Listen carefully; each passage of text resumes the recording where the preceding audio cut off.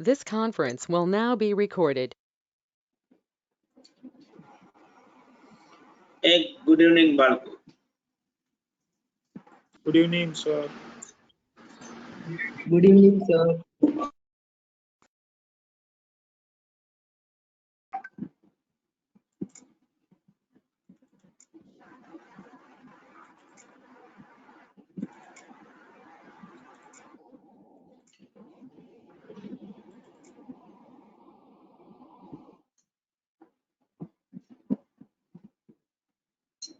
और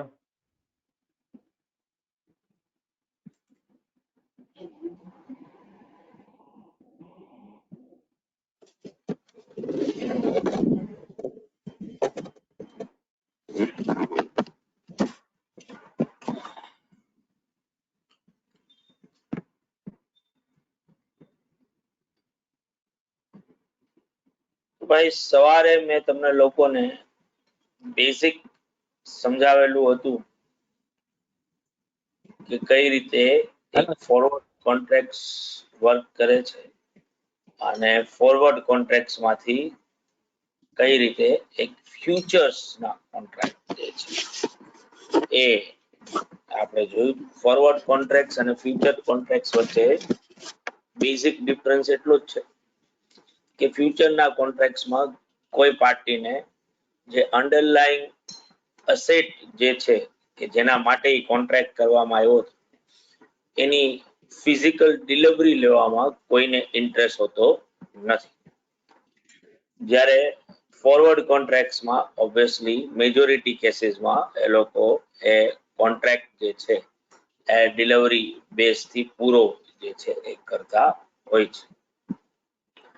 હવે જો આ બેઝિક આપણે સમજ્યા હોય કે કોને ફોરવર્ડ કોન્ટ્રાક્ટ્સ કહેવાય અને કોને ફ્યુચર્સ ના કોન્ટ્રાક્ટ કહેવાય, તો આ સેમ કન્સેપ્ટ હવે આપણે કરન્સી માર્કેટમાં યુઝ કરવાનો કે જ્યાં પણ થોડું ઘણું આપણી પોઝિશન ઓલા ફાર્મર જેવી હોય છે કે જ્યાં ફ્યુચર ડેટમાં મારે એક અધર કરન્સીની જરૂર જે છે એ પડવાની છે અને માથાકૂટ એ છે કે એ અધર કરન્સીનો જે એક્સચેન્જ રેટ છે એ કન્ટિન્યુઅસલી શું થતો હોય છે, ચેન્જ થતો હોય છે.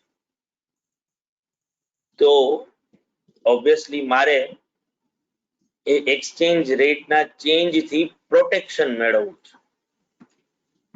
એ પ્રોટેક્શન મેળવવા માટે હું શું કરી શકું, તો કે ઓબ્વિયસલી હું એક કરન્સી રિલેટેડ એક ફોરવર્ડ કોન્ટ્રાક્ટ જે છે એ કરી શકું. પણ અહીંયા મારો કોન્ટ્રાક્ટ કરવા પાછળનો જે ઓબ્જેક્ટ જે છે એ 100% મારા રિસ્ક ને મેનેજ કરવાનો છે. મારે ફ્યુચરમાં જે વધારાના રૂપિયા આપવાના થશે, કદાચ જો મારે એક ફોરેન કરન્સી પરચેસ કરવાની થાય કે જે કરવાની છે બીકોઝ ઓફ મેં ગુડ્સ પરચેસ કર્યું છે કે મેં લોન લીધી છે ફોરેન કરન્સીમાં, તો એનું મારે રીપેમેન્ટ કરવાનું છે જ. આ વસ્તુ મારા માથે શોર્ટ લટકી રહી છે. ખાલી મારા માટે અનનોન વસ્તુ શું છે કે ઈ જ્યારે હું પરચેસ કરવા જાઉં ત્યારે મારે કયા રેટ થી પરચેસ કરવાની આવશે. આ રેટ કદાચ મારા ફેવરમાં જતો હોય ને કાં મારા અગેન્સ્ટમાં જાય, તો ઓબ્વિયસલી મારે આવા ફ્લક્ચ્યુએશન ડિફરન્સ થી બચવું છે અને મારે મારા આ રિસ્ક ને મેનેજ કરવું છે. એટલે કે મારે મારી પોઝિશન ને શું કરી નાખવી છે, હેજ કરી નાખવી છે.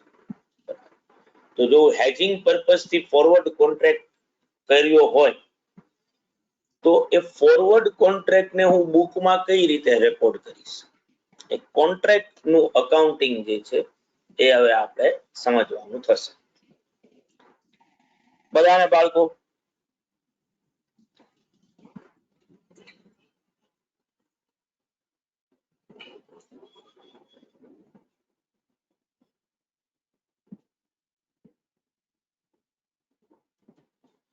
તો તમે બુકમાં તમારા લીખામાં જો આવો એક ફ્લો ચાર્ટ મેં તમને બનાવીને આપ્યો છે, forward contract for managing risk.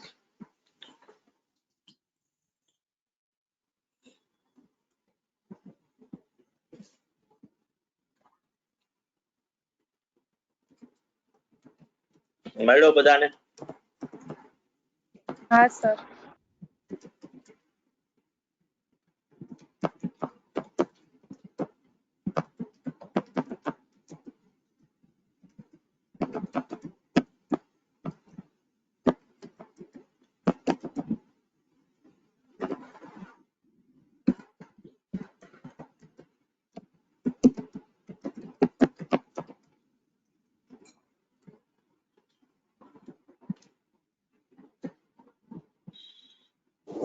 Sir આ લખવાનું છે?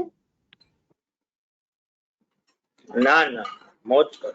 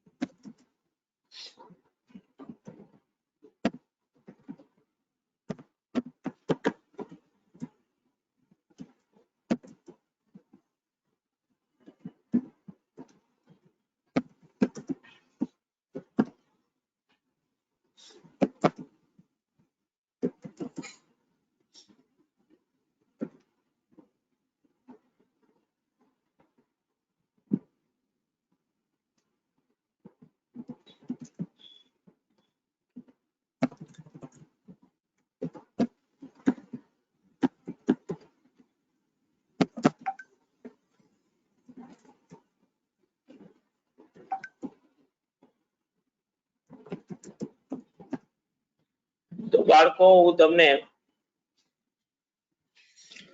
એક એક્ઝામ્પલ થી જ સમજાવું છું. તમારે તમારા રેફરન્સ માટે જો લખવું હોય તો તમે એક્ઝામ્પલ લખી જ શકો છો.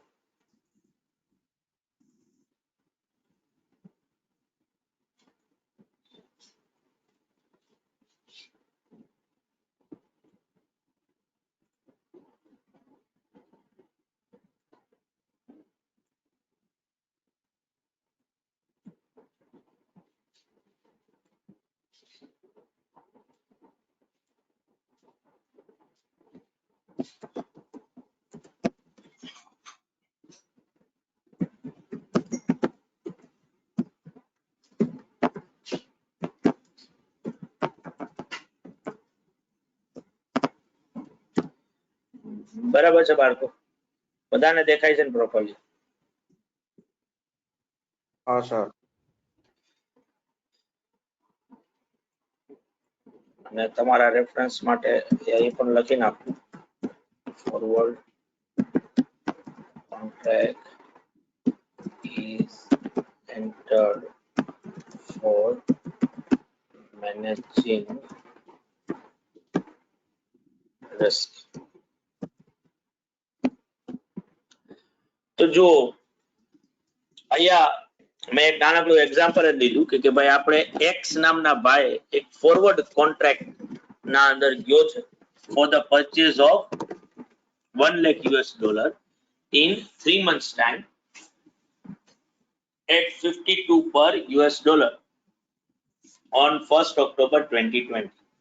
Exchange rate 1st October એ ચાલતો હતો 51.5 અને 31/12/2021 એ 54 રૂપીસ નો જે છે એ ચાલે છે.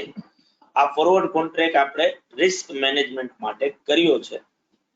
આ જે છે એ બેઝિક ડેટા આપણે ટૂંકમાં આ એક્ઝામ્પલ નું છે. હવે તમે જો કોન્ટ્રાક્ટ જોશો તો આપણે રિસ્ક મેનેજમેન્ટ માટે કરી રહ્યા છીએ. It is four managing risk છે, હેજિંગ પર્પઝ માટે આ કોન્ટ્રાક્ટ આપણે કરી રહ્યા છીએ. કોન્ટ્રાક્ટ $1 lakh પરચેસ કરવાનો છે, બરાબર છે, 3 મહિનામાં. એટલે કોન્ટ્રાક્ટની એક્સપાયરી ક્યારે થશે? 3 months. એટલે જો 1st ઓક્ટોબરે કહેતો હોઉં તો 31st 12 અથવા તો 1st જાન્યુઆરી એ કોન્ટ્રાક્ટ જે છે મારો એક્સપાયર જે છે એ થશે. અને આ કોન્ટ્રાક્ટ ના અંદર આ $1 લાખ ક્યાં રેટ થી ખરીદીશ ને એ મેં સ્પેસિફાઈ કર્યું છે. તો આ 52 રૂપીસ જે છે એ શું છે તો કે એ ફોરવર્ડ રેટ છે, બરાબર, કે જે આ કોન્ટ્રાક્ટ ના અંદર મેં સ્પેસિફાઈ કર્યું છે. જે તારીખે કોન્ટ્રાક્ટ કર્યો એ તારીખે એક્ચ્યુઅલ માં રેટ ચાલી રહ્યો હતો 51.5 નો, બરાબર.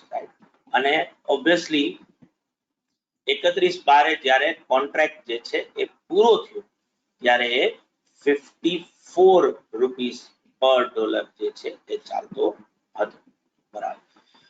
આ જે તમે રેટમાં ડિફરન્સ જોવો છો આ જનરલી દરેક માર્કેટના અંદર તમને જોવા મળે, બરાબર, કે જે એક્ચ્યુઅલ નો રેટ જે છે એ 51.5 છે, પણ તમે જો ફ્યુચર નો કોન્ટ્રાક્ટ કરવા જાઓ તો ત્યારે રેટ જે છે એ 99.99% કેસીસમાં તમને 51.5 થી ન થાય, બરાબર.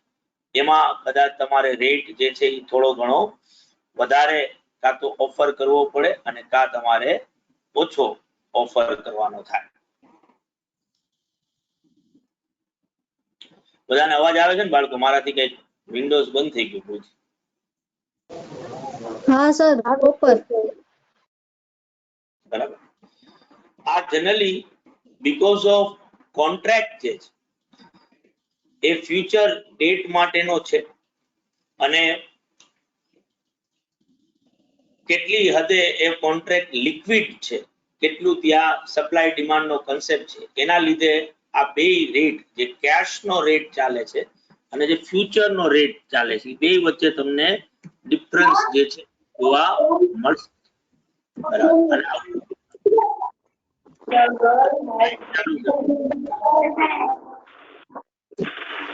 કોણ છે?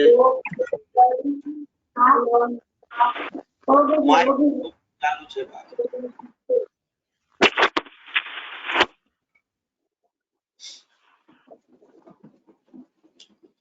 તો તમે કે અહીંયા જોશો કે આ સ્ટેટ બેંક ઓફ ઇન્ડિયા, બરાબર, એનો લાસ્ટ ટ્રેડેડ પ્રાઇસ જે છે એ 157.20 નો હતો.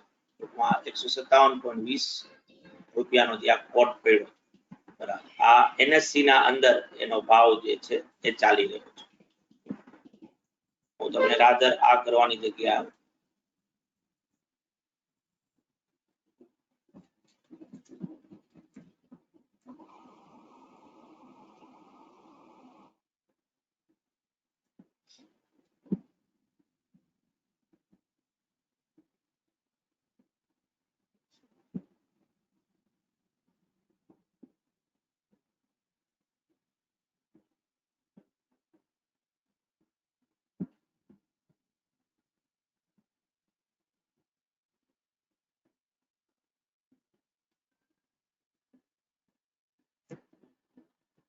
જો આ ટાટા મોટર્સ એના સ્ટોકમાં તમે જો જશો ને તો એનએસસી માં એના સ્ટોક નો તમને ક્લોઝિંગ પ્રાઇસ જો અહીંયા જોવા મળશે. દેખાય કેટલો લીધો? 294. લાસ્ટ એની કેન્ડલ ઉપર રાખશું આપણે 296.20 નો 40 અહીંયા તમને અહીંયા જોવા મળશે 296.40, બરાબર. પણ જો તમે એના ફ્યુચર્સ નો ભાવ જોશો ને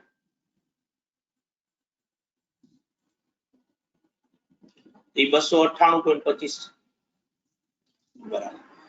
આ જે બે રેટ વચ્ચે જે ડિફરન્સ છે ને આને પ્રીમિયમ કે ડિસ્કાઉન્ટ કહેવાય, કે જે ઓબ્વિયસલી એટલું આપવાનું થાય જ, કારણ કે જે રેટ થી તમે અત્યારે કેશમાં ડિલિવરી લઈ શકો છો, ફ્યુચર નો કોન્ટ્રાક્ટ પરચેસ કરવાનો રેટ જે છે થોડો ઘણો ઉપર હોઈ શકે, એટલા માટે કારણ કે આની 1 મહિના સુધી વેલિડિટી રહેવા. અને અત્યારે ટાટા મોટર્સ જે છે અથવા તો આમ તો વર્ષોથી આમ તો ટાટા મોટર્સ જે છે એ જુગાર રમવાનું એક મોટું સાધન છે, બરાબર. એક મોસ્ટ લિક્વિડ સ્ટોકમાં ઈ આવે છે, એટલે હંમેશા જે છે અમુક એક્સેપ્શનલ કેસ ને બાદ કરતા ટાટા મોટર્સ નો કેશ નો ભાવ અને ફ્યુચર નો ભાવ જે છે, બરાબર, એમાં ફ્યુચરનો ભાવ પ્રીમિયમ ઉપર જ જે છે એ વેચાતો છે. આવું તમને દરેક સ્ક્રિપ્ટમાં જોવા મળશે. જેમ કે તમે ઇવન ઇન્ડેક્સમાં જોશો ને કે આ બેંક નિફ્ટી જે છે આ કોઈ શેર નથી, આ એક ઇન્ડેક્સ છે, બરાબર. બેંક નિફ્ટીના અંદર તમે જો એના સ્પોટમાં જશો, આ જે નિફ્ટી બેંક જે છે આ એનો સ્પોટ છે, બરાબર, એટલે કે કેશ નું જે છે. ત્યાં જુઓ તો ત્યાં કેટલા છે? 33,318, બરાબર. પણ તમે એના ફ્યુચર્સમાં જો જશો બેંક નિફ્ટી, તો ઓબ્વિયસલી ત્યાં રેટ જે છે એ 33,584. તો ઓબ્વિયસલી અહીંયા પણ આ સેમ વસ્તુ છે કે આ 1 લાખ યુએસ ડોલરનો તમે કોન્ટ્રાક્ટ કરી રહ્યા છો 52 રૂપીસના ભાવ, બરાબર, કે જે 3 મહિનામાં સેટલ થશે. આજે કેશ માર્કેટમાં આ ડોલરનો ભાવ કેટલાથી ચાલી રહ્યો છે? 51.5 થી જે છે એ ચાલી રહ્યો.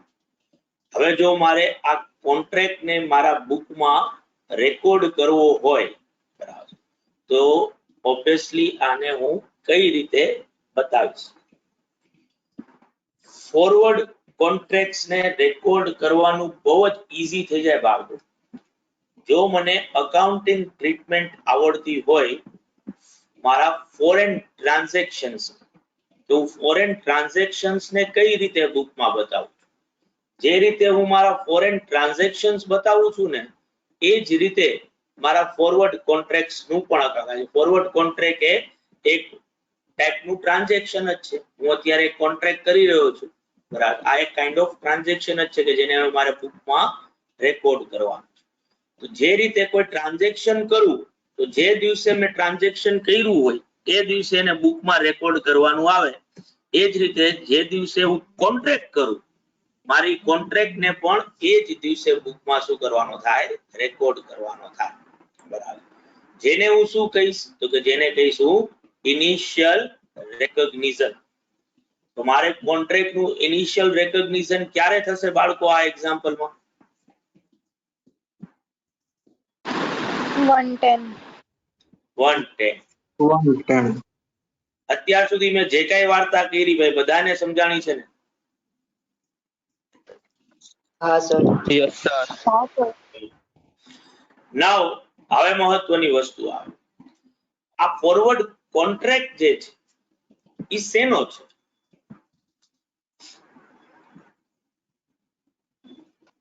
યુએસ ડોલર પરચેસ કરીને. પરચેઝ નો. પરચેસ તો બરાબર છે, પણ એ શેનો છે? તો કે યુએસ ડોલર. જે રીતે હું ટાટા મોટર્સ ના ફ્યુચર્સ માં જાઉં છું, બરાબર, તો ટાટા મોટર્સ નો ફ્યુચર જ્યારે વાત કરું છું તો એ ટાટા મોટર્સ નો ફ્યુચર શું બતાવે છે બેઝિકલી? તો કે ટાટા મોટર્સ નો ફ્યુચર મને એ બતાવે છે કે ભાઈ મારે ટાટા મોટર્સ ના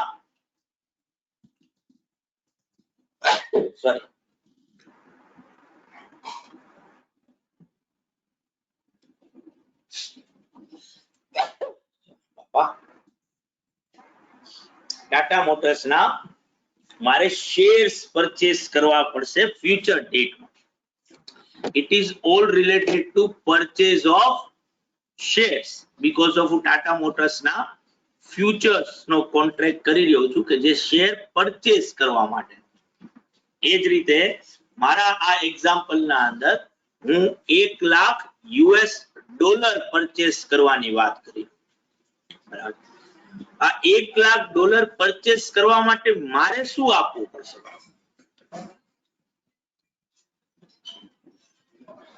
ઇન્ડિયન રૂપીસ આપવા પડશે. ઓબ્વિયસ વસ્તુ છે, બાકી તો બટેટા કે રીંગણા કે એવું તો આપી નહીં શકાય. એટલે ઇન્ડિયન રૂપીસ જે છે એ આપવા પડશે, બરાબર. તો આના ઉપરથી મને શું બ્રહ્મ જ્ઞાન મળે? તો કે આના ઉપરથી મને એ બ્રહ્મ જ્ઞાન મળે કે આ એક કરન્સી નો કોન્ટ્રાક્ટ. એક કરન્સી પરચેસ કરવા માટે બીજી કરન્સી શું કરવી પડશે? આપવી પડશે.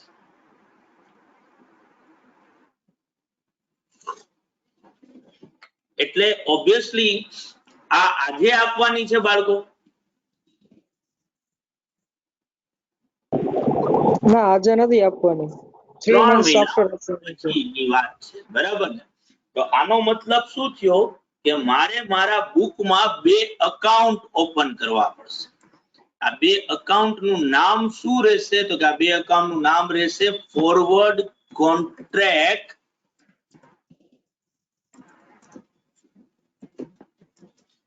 રિસીવેબલ અને બીજું અકાઉન્ટ મારે ઓપન કરવું પડશે ફોરવર્ડ કોન્ટ્રાક્ટ પેયેબલ. એક કરન્સી મારા માટે શું બનશે? રિસીવેબલ થશે અને એની સામે બીજી કરન્સી મારે શું કરવી પડશે ભાઈ? પે કરવી પડશે. મારા કેસમાં આ જો એક્ઝામ્પલ લઉં તો રિસીવેબલ શું થાય બાળકો? US dollar. US dollar. Very good. તમે લોકો એટલા હોશિયાર છો ને એટલે જ મને આમ મજા આવે તમારા. બરાબર.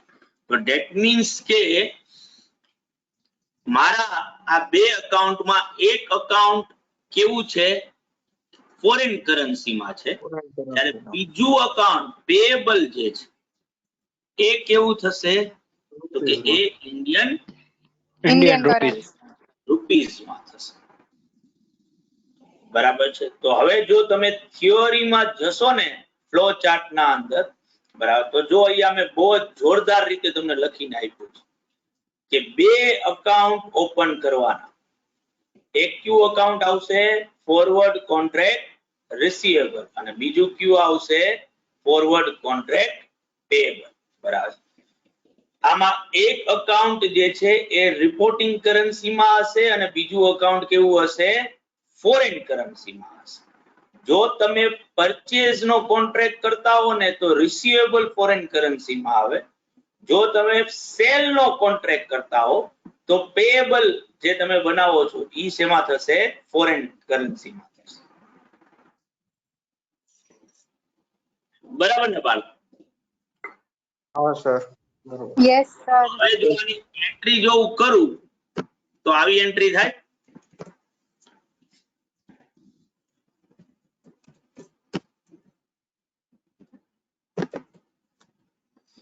1 લાખ US ડોલર રિસીવેબલ થાય અને એની સામે પેયેબલ થાય 52 લાખ રૂપિયા. કારણ કે મેં કોન્ટ્રાક્ટમાં લખ્યું જ છે કે $1 પરચેસ કરવા માટે હું કેટલા દઈશ ભાઈ? 52 rupees. સાવ સાચું. તો 1 લાખ માટે 52 લાખ રૂપિયા થાય. પણ શું હું આવી એન્ટ્રી બુકમાં બતાવી શકું બાળકો? ના સર.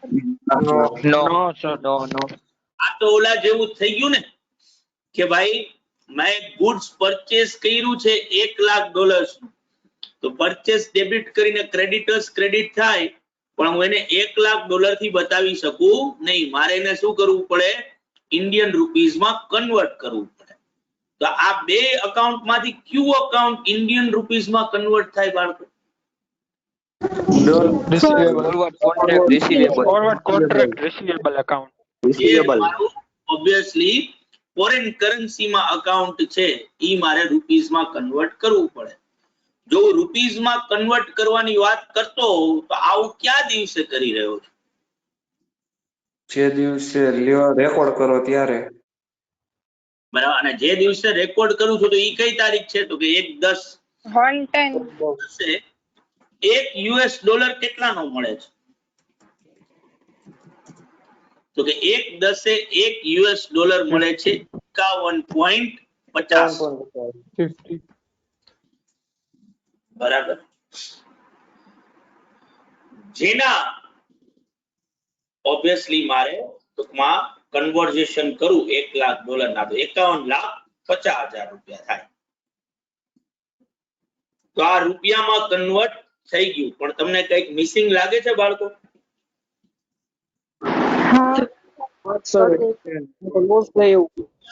ક્યાં નહીં, કારણ કે આપણે તો ડબલ એન્ટ્રી સિસ્ટમ નું અકાઉન્ટિંગ કરીએ છીએ. જો જેટલું ડેબિટ થાય એટલું જ સામે શું થવું જોઈએ? ક્રેડિટ થવું જોઈએ. બરાબર. મેં તમને હમણાં પ્રેક્ટિકલ એક્ઝામ્પલ આપ્યું શેર માર્કેટનું કે સ્પોટ રેટ અને ફ્યુચર રેટ વચ્ચે હંમેશા શું હશે? ડિફરન્સ હશે. અને ફ્યુચર્સ ના કોન્ટ્રાક્ટ જનરલી પ્રીમિયમ થી શું થતા હશે? ટ્રેડ થતા હશે. સ્ટોકમાં તો એવું થાય છે, જરૂરી નથી કે બધા સ્ટોકમાં એવું થાય. બરાબર. જેમ કે અગેન જો કદાચ હું સાચો હોઉં તો પછી કદાચ ખોટું એ પડે, કારણ કે હમણાં ઘણા ટાઈમ થી એને ટ્રેક નથી કરતો, પણ પેલા જ્યારે હું ટ્રેક કરતો હતો ત્યારે તો અહીંયા થતું હતું. પીએનબી નો તમે જો સ્ટોક જોશો ને તો આ એનો કેશ નો ભાવ છે 36 રૂપિયા. કેશમાં તમને અત્યારે 36 રૂપિયા પંજાબ નેશનલ બેંક ના મળે. બરાબર. પણ તમે એના ફ્યુચર્સમાં જશો, બરાબર, તો એ અત્યારે પ્રીમિયમમાં છે 36.15 ચાલી રહ્યો છે. બરાબર. પણ હમણાં સુધી નહીં તો એ ડિસ્કાઉન્ટ ઉપર હતો. જેટલો ફ્યુચરનો ભાવ હોય એના કરતા પેલા કેશમાં જે ભાવ હતો એના કરતા એ ઓછામાં જે છે એ મળતો. અત્યારે થોડું ઘણું પિક્ચર જે છે એ ચેન્જ થયું છે, તો આપણે કઈ કરી શકીએ નહીં. તો એને ભૂલી જઈએ. મારે કઈ સોમવાર સુધી કોઈ બીજો મળશે તો હું તમને મંગળવારે કે આપણે જ્યારે લેક્ચર લેશું ત્યારે તમને લાઈવ માર્કેટના અંદર પણ અમુક આ ફ્યુચર્સ ની વસ્તુ છે. અત્યારે તો માર્કેટ લાઈવ છે નહીં, એટલે આપણે શેર માર્કેટ ઉપર જાજી કઈ માથાકૂટ કરતા નથી. ત્યારે આપણે ત્યાં એ પણ જોશું થોડું ઘણું. બરાબર. તો કોઈ એકાદું તમારા માટે હું ગોતી દઈશું કે જે ડિસ્કાઉન્ટમાં મળતું. આપણા કેસમાં ઓબ્વિયસલી આપણો આ કોન્ટ્રાક્ટ પ્રીમિયમ થી થયો છે. આને તમે આ રીતે સમજી શકો કે જે $1,00,000 આજે લ્યો ને માર્કેટમાંથી તો 51,50,000 રૂપિયામાં મળે. એના તમે કેટલા ચૂકવવા તૈયાર થઈ રહ્યા છો? 52 lakh. 52 lakhs. કેટલા રૂપિયા વધારે ચૂકવવા તૈયાર થઈ રહ્યા છો? તો કે 50,000. આ 50,000 ને પ્રીમિયમ કહેવાય. બરાબર. પણ આ પ્રીમિયમ 3 મહિનાનું છે. આ કોન્ટ્રાક્ટ 3 મહિનાનો છે. બરાબર. તો આ પ્રીમિયમ એ 3 મહિનાનું થાય, એટલે આ પ્રીમિયમ ને ઇમિડિયેટલી બુકમાં રેકોર્ડ ન કરવું પડે. આ પ્રીમિયમ ને મારે ડેફર્ડ કરવું પડશે. એટલે આને હું શું કહીશ? ડેફર્ડ પ્રીમિયમ કહીશ. 50,000 રૂપિયાનું. એટલે હવે તમે જો જોશો તો તમે અહીંયા જો જોશો તો તમને જો અહીંયા બીજી બ્રાન્ચ જોવા મળશે, પ્રીમિયમ ઓબ્લિક ડિસ્કાઉન્ટ. કઈ રીતે મળે? તો કે ફોરવર્ડ કવર લેવાનું. ફોરવર્ડ કવર એટલે શું ભાઈ? તો કે ફોરવર્ડ કવર એટલે મારી ફોરવર્ડ કોન્ટ્રાક્ટ ની અમાઉન્ટ જે છે $1,00,000, બરાબર, into bracket actual rate minus forward rate. ઈ દિવસે જે દિવસે કોન્ટ્રાક્ટ કરી રહ્યા છો ઈ દિવસે જે રેટ ચાલી રહ્યો છે એક્ચ્યુઅલમાં અને કોન્ટ્રાક્ટ જે રેટ થી કર્યો છે ઈ બે વચ્ચેનો ડિફરન્સ તમારા માટે આઈધર શું બનશે? પ્રીમિયમ બનશે ઓર ડિસ્કાઉન્ટ બનશે.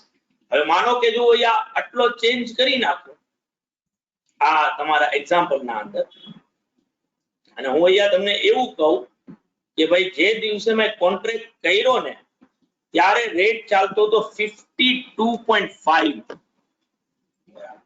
તો હવે શું થાય? તો કે હવે આ જે ફોરવર્ડ કોન્ટ્રાક્ટ રિસીવેબલ અકાઉન્ટ તમે જે બનાવો ને એ ડોલરમાં બને, જેને રૂપિયામાં કન્વર્ટ કરો તો 52.5 થી કરવું. તો 2,50,000 ડેબિટ થાય અને ક્રેડિટ તો 52 લાખ જ થાય. બરાબર. તો ઓબ્વિયસલી જે ડોલર અત્યારે 52,50,000 માં મળે છે ઈ તમે 52 લાખમાં 3 મહિના પછી ખરીદી લેશો એવું તમે કહી રહ્યા.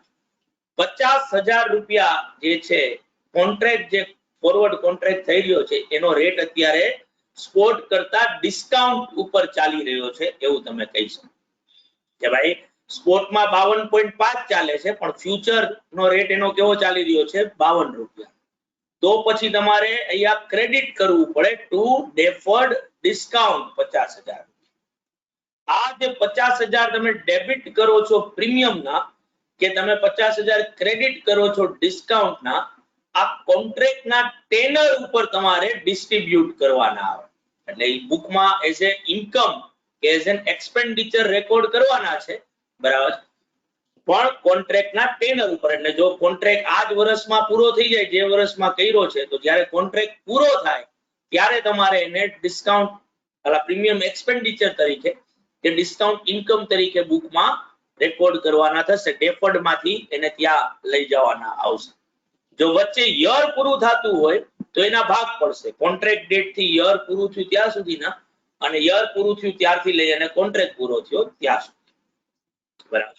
પણ જ્યારે તમે કોન્ટ્રાક્ટ કરો ત્યારે આ સૌથી પહેલી એન્ટ્રી કરવી પડે. બે કરન્સીના અકાઉન્ટ ઓપન થાય, એક રિસીવેબલ અકાઉન્ટ હોય, એક પેએબલ અકાઉન્ટ. આ બે માંથી એક અકાઉન્ટ ફોરેન કરન્સીમાં હશે, જે આપણે સ્પેસિફાઈ કરવાનું છે. આ બ્રેકેટમાં લખવાનું છે કે કઈ કરન્સી છે. આ તો કે આ ડોલર હતા, આ રૂપિયા છે. તો જે ડોલર વાળું અકાઉન્ટ છે એને સ્પોટ રેટ થી કન્વર્ટ કરી નાખવું. એ મેં જો અહીંયા લખીને આપ્યું છું તમને. બરાબર. Foreign currency recording actual rate on transaction date. તો એક્ચ્યુઅલ રેટ જે ચાલે છે એનાથી મેં એને કન્વર્ટ કર્યું. એટલે ઓબ્વિયસલી આ બે વચ્ચે ડિફરન્સ મને મળશે, જે મારા માટે પ્રીમિયમ કે ડિસ્કાઉન્ટ જે છે એ કહેવાશે. બધાને ક્લિયર થયું બાળકો? આજે મેં ગજબની વાત. Yes sir.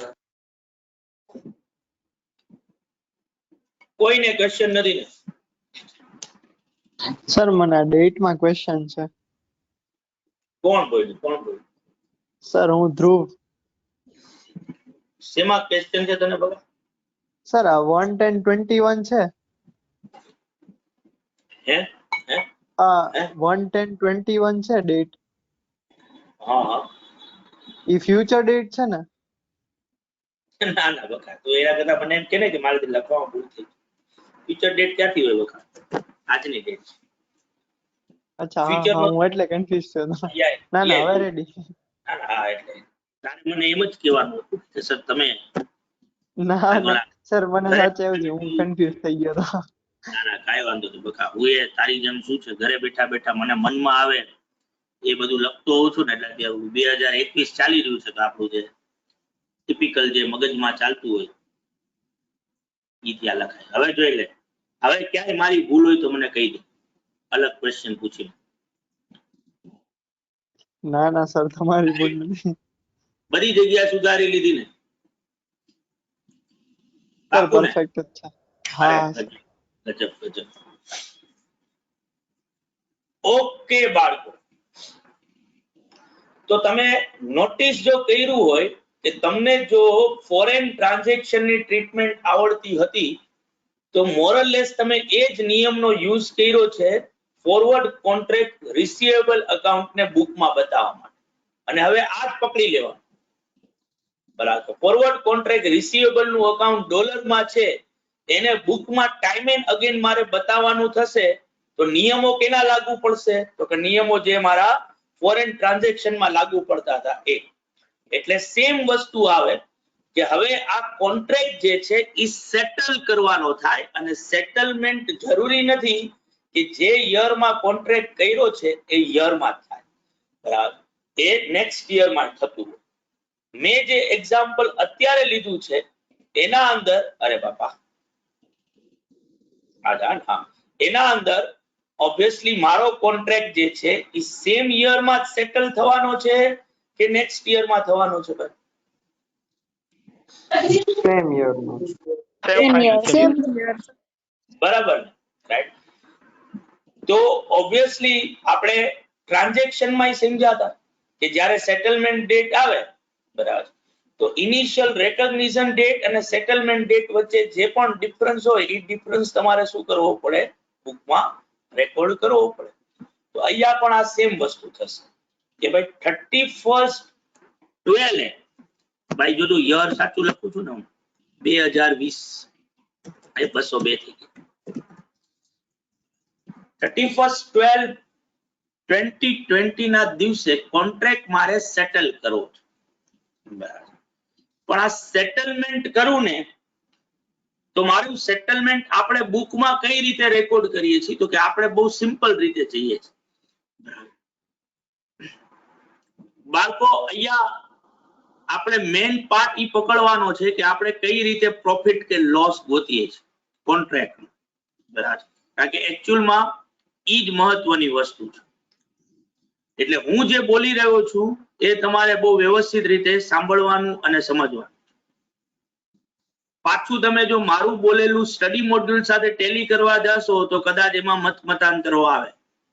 તમારે ખાલી એટલું જ આવડવું જોઈએ કે જો હું સે ફોર એક્ઝામ્પલ 50,000 ગોતો, બરાબર, તો મેં ગોઈતા ગમે તે રીતે હોય પણ એ આન્સરમાં ટેલી થતા હોવા,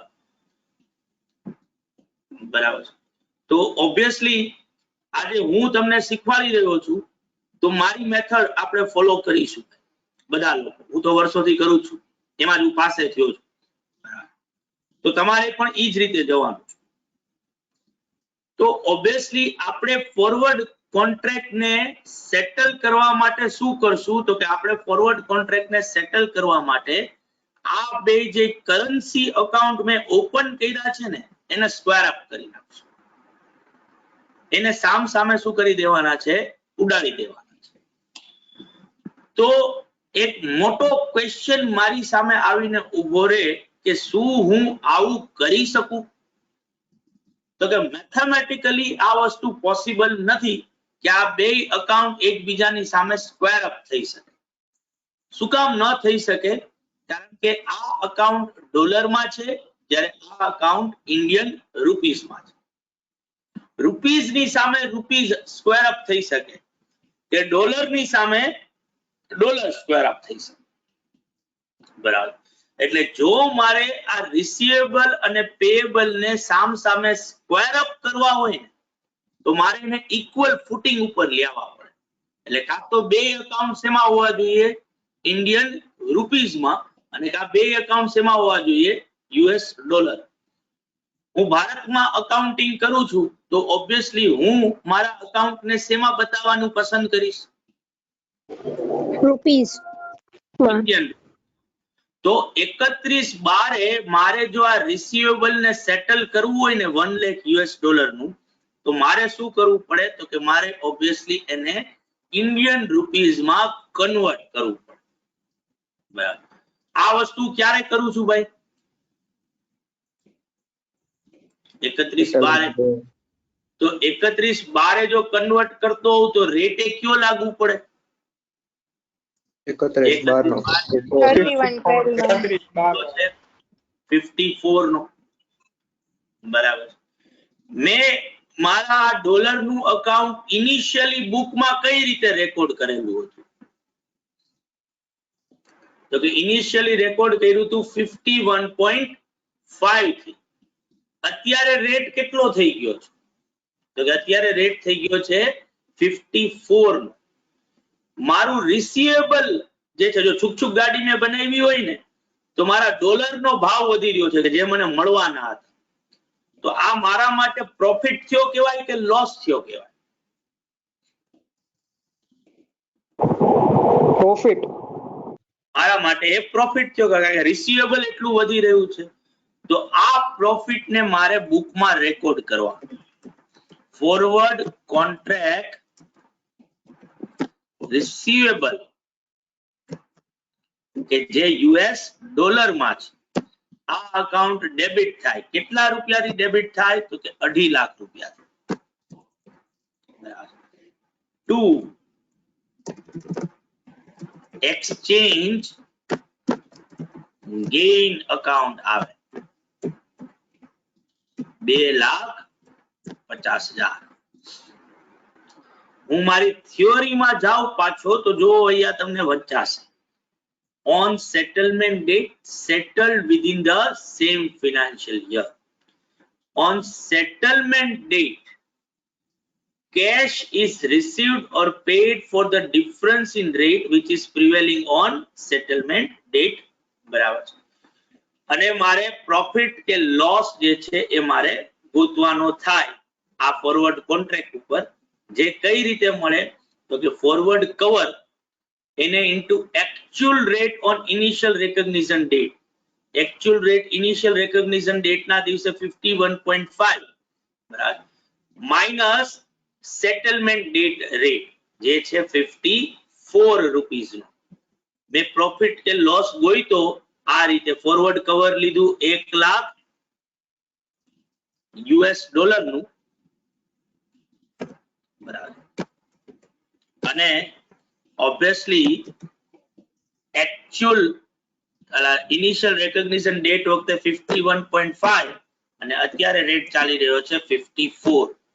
આનો ડિફરન્સ જે છે એ થાય 2.5 લાખ રૂપિયા કે જે મેં શું કર્યા ભાઈ રેકોર્ડ કર્યા. એટલે હવે મારા બુકમાં રિસીવેબલ અકાઉન્ટ થઈ ગયું હોય 54 લાખ રૂપિયા. પેએબલ અકાઉન્ટ 52 ના 52 જ હોય, રિસીવેબલ 54 લાખ રૂપિયા હોય. આ બેયનો જે નેટ ડિફરન્સ છે ને ઈ આપણને રોકડા મળશે. એટલે કે 31/12/2020 ના દિવસે હવે હું લાસ્ટ એન્ટ્રી કરીશ મારા આ કોન્ટ્રાક્ટ ને બુક માંથી ઉડાડવાની છે, જેમાં હું શું લખીશ તો કે ફોરવર્ડ કોન્ટ્રાક્ટ પેએબલ અકાઉન્ટ કે જે રૂપીસ માં છે એ ડેબિટ થશે 52 લાખ રૂપીસ થી. કેશ અકાઉન્ટ જે છે એ પણ ડેબિટ થશે 2 લાખ રૂપીસ થી અને to forward contract receivable account જે મેં બનાવ્યું હતું કે જે ડોલર માં હતું એ ક્રેડિટ થશે 54 લાખ રૂપિયા. આ કોન્ટ્રાક્ટ કરવાથી મને નેટ 2 લાખ રૂપિયાનો ફાયદો થયો, બરાબર, કે જે મને રોકડા મળ્યા છે. આમ તો એક્સચેન્જ રેટમાં 2.5 રૂપિયાનો ડિફરન્સ આવ્યો છે. એક્સચેન્જ ગેઇન મેં 2.5 લાખ રૂપિયાનો બતાવેલો હતો, પણ ઓબ્વિયસલી આ કોન્ટ્રાક્ટ કરતી વખતે મારે 50,000 રૂપિયા પ્રીમિયમ ના આપવા પડ્યા છે. જે પણ મારે હવે શું કરવું પડશે તો કે જે પણ મારે એક્સપેન્ડિચર તરીકે બુકના અંદર જે છે એ બતાવવાનું આવશે, બરાબર. એટલે ઓબ્વિયસલી મારે એની એન્ટ્રી કરવી પડશે 31/12/2020 ના દિવસે કે ભાઈ પ્રીમિયમ એક્સપેન્ડિચર અકાઉન્ટ ડેબિટ 50,000 રૂપિયા two deferred premium account 50,000 rupees. એટલે મારા પીએનએલ અકાઉન્ટમાં 2.5 લાખ રૂપિયા જમા થાય, 50,000 રૂપિયા ડેબિટ થાય. નેટ પ્રોફિટ આ કોન્ટ્રાક્ટ કરવાના લીધે મને થાય 2 લાખ રૂપિયાનો કે જે મને રોકડા મળી ગયા છે, જેનો યુઝ હવે હું ડોલર ને પરચેસ કરવા માટે કરું, બરાબર. તો મને 2 લાખ મારા ઘરમાં ડોલર મને 52 રૂપિયા ના જ પડશે.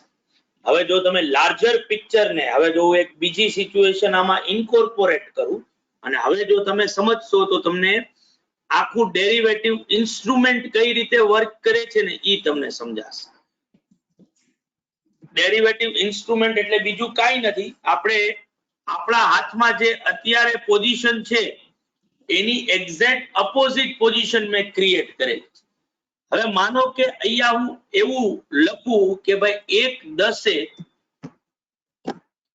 એકચ્યુઅલમાં મેં ગુડ્સ પરચેસ કરેલું હતું, ગુડ્સ પરચેસ્ડ વર્થ $1 લાખ, બરાબર, કે જેની પેમેન્ટ ડેટ શું હતી તો કે એની પેમેન્ટ ડેટ હતી 31/12, બરાબર. તો ઓબ્વિયસલી બુકમાં તમે સૌથી પહેલા આ પરચેસ ની એન્ટ્રી કરશો 1/10, બરાબર. પરચેસ ડેબિટ ટુ ક્રેડિટર્સ ક્યાં રેટ થી કરશો તો કે જે 1/10 ચાલે છે જે છે 51.5. તો પરચેસ અકાઉન્ટ ડેબિટ થાય 51,50,000 થી અને ક્રેડિટર્સ અકાઉન્ટ કે જે ડોલર માં છે એ ક્રેડિટ થશે 51,50,000. અને હવે આ ક્રેડિટર્સ ને $1 લાખ તમારે 3 મહિના પછી ચૂકવવા છે. એના ફ્લક્ચ્યુએશન ડિફરન્સ ના રિસ્ક થી બચવા માટે તમે શું કરો છો તો કે ફોરવર્ડ કોન્ટ્રાક્ટ કરો છો, બરાબર. આ જ દિવસે 1/10 જેની વેલિડિટી કેટલાની છે તો કે 3 મહિનાની, બરાબર. 1 લાખ US ડોલર જેટલા તમારે જોઈએ છે એટલું જ ફોરવર્ડ કવરે લીધું, બરાબર, અને 52 રૂપિયાથી લીધું, બરાબર. તો બુકમાં તમે આ કોન્ટ્રાક્ટની એન્ટ્રી આ કરશો. તો હવે તમે જો જોશો ને કે તમારા બેલેન્સ શીટમાં એક બાજુ લાયબિલિટી હશે ક્રેડિટર્સની, કે જે પણ 51,50,000 રૂપિયા જે ડોલરમાં છે અને 51,50,000 રૂપિયાથી તમે બતાવેલા છે, અને અસેટ બાજુ એક રિસીવેબલ અકાઉન્ટ આવશે જે પણ ડોલરમાં છે અને એને કેટલામાં બતાવ્યા છે 51,50,000 રૂપિયા. હવે જો ક્રેડિટર્સ ના અકાઉન્ટમાં લોસ થશે ને તો એટલો જ એક્ઝેક્ટ પ્રોફિટ તમને રિસીવેબલ માં થતો હશે. હવે જો આગળ જઈએ 31/12 આવ્યું તો 31/12 મારે આ કોન્ટ્રાક્ટ ને સેટલ કરવો પડ્યો. તો કોન્ટ્રાક્ટ ને સેટલ કરવા માટે જે અત્યારે આ બધી એન્ટ્રી આપણે સમજ્યા, મેં 1 by 1 ઈ કોન્ટ્રાક્ટ ના સેટલમેન્ટ રિલેટેડ આ એન્ટ્રી કરી નાખી કે ભાઈ મારા રિસીવેબલ માં 2.5 લાખ રૂપિયાનો ગેઇન થતો તો ઈ રેકોર્ડ કર્યો, બરાબર. મને 2 લાખ રૂપિયા નેટ મળી ગયા કોન્ટ્રાક્ટ ના લીધે, ઈ રેકોર્ડ કર્યું. આ પેયેબલ ને રિસીવેબલ કાઢી નાખ્યું અને પ્રીમિયમ એક્સપેન્ડિચર ડેબિટ કરી નાખ્યું. પણ હવે શું કરવું પડે તો કે ઓલા ક્રેડિટર્સ ને 1 લાખ ડોલર દેવા તો પડે જ. તો 1 લાખ ડોલર જો માર્કેટમાં આજે પરચેસ કરવા જાઓ તો મને કેટલામાં મળે? તો કે મને 54 રૂપિયામાં મળે, બરાબર. અત્યારે રેટ 54 રૂપિયા ચાલી રહ્યો છે, બરાબર. ક્રેડિટર્સ ને મેં બુકમાં એન્ટર કેટલાથી કરેલા છે? 51.5 થી. પેમેન્ટ 54 થી કરી રહ્યો છું. તો ક્રેડિટર્સ ના અકાઉન્ટમાં મને શું થાય? તો કે ક્રેડિટર્સ ના અકાઉન્ટમાં મને લોસ થાય. કેટલાનો લોસ થાય? 2.5 લાખ રૂપિયા. કોન્ટ્રાક્ટમાં જો ગેઇન થયો છે કેટલા રૂપિયાનો? 2.5 લાખ. એટલે હું ક્રેડિટર્સ અકાઉન્ટ જે છે એક્સચેન્જ લોસ ડેબિટ કરીશ, ક્રેડિટર્સ અકાઉન્ટ ક્રેડિટ કરીશ 2.5 લાખ રૂપિયા. અને હવે ક્રેડિટર્સ ને પેમેન્ટ કરીશ એટલે creditors debit to bank 54 lakh રૂપિયા. પણ શું તમારા ઘરમાંથી 54 લાખ રૂપિયા ગયા? તો કે નહીં, કારણ કે મને 2 લાખ રૂપિયા તો આ કોન્ટ્રાક્ટ માંથી મળી ગયા છે, બરાબર. એટલે એકચ્યુઅલ માં તો મારા ઘરમાંથી કેટલા ગયા? 52 લાખ રૂપિયા છે. 54 માંથી 2 લાખ રૂપિયા તો કોન્ટ્રાક્ટ ના લીધે હું કમાણો છું, બરાબર. તો જે કોન્ટ્રાક્ટ ના અંદર જે મેં પેયેબલ ફિક્સ કર્યા હતા ઈ જ મારા ઘરમાંથી ગયા છે, બરાબર.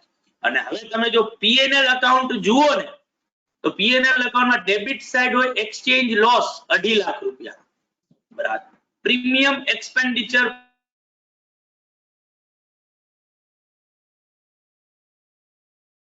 $50,000 અને સામે ક્રેડિટ બાજુ હોય એક્સચેન્જ ગેઇન 2.5 લાખ રૂપિયા. એટલે તમારો ખાલી કેટલો આવે? તો કે જેટલો આ કોન્ટ્રાક્ટ કરવા માટે પ્રીમિયમ દીધું છે એટલો જ. અવાજ કટ થાય છે બાળકો? હા સર, કંઈક બોલ્યા એમાં કટ છે. પીએનએલ અકાઉન્ટ પાછું બોલો ને સર. 1 2 3 1 2 3 1 2 3 cut cut cut. આવ્યો? હા સર, હવે આવ્યો. હવે આવ્યો સર. હવે આવ્યો ને? Very good. હા, તો આવો અવાજ આવતો રહેવો જોઈએ. એક જ મિનિટ હો, તમને મ્યુટ કરું છું બાળક. યસ.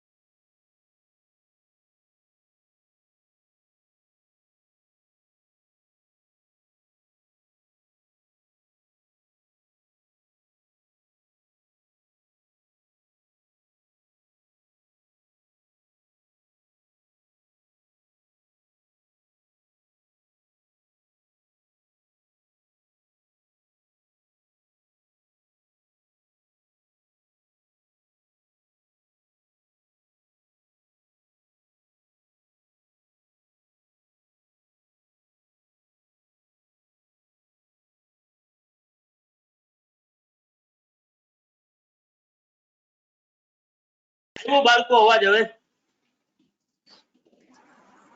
હા હા સર, બરોબર. હું પાછું બોલું છું, જો બાળકો, કે તમે ક્રેડિટર્સ ને તમારે 1 લાખ ડોલર્સ દેવા પડે.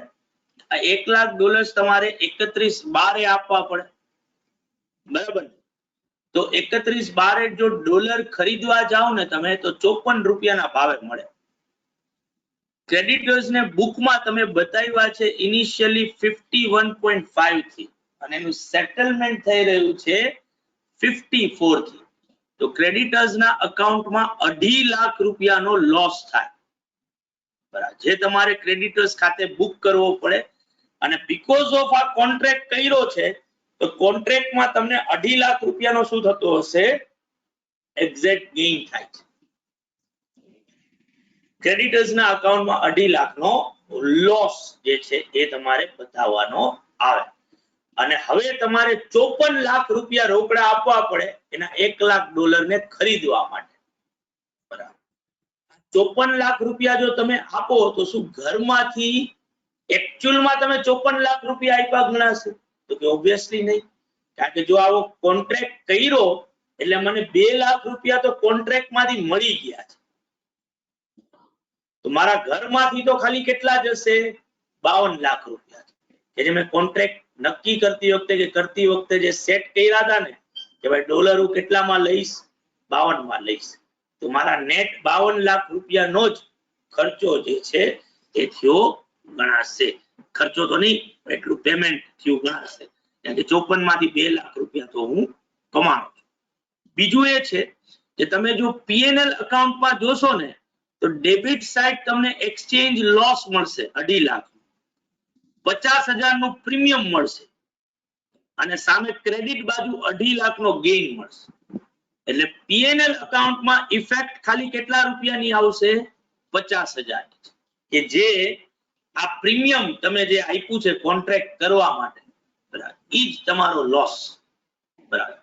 જો આ કોન્ટ્રાક્ટ ન કર્યો હોત ને, બરાબર, તો ઓબ્વિયસલી 2.5 લાખ રૂપિયાનો જ તમારે લોસ જે છે એ પીએનએલ માં ડેબિટ કરવાનો થાય, કારણ કે કોન્ટ્રાક્ટ છે નહીં એટલે તમારે જે વધારે રૂપિયા દેવા પડ્યા ક્રેડિટર્સ ને એ બધા તમારે પેમેન્ટમાં દેવાના થાય. બરાબર છે બાળકો?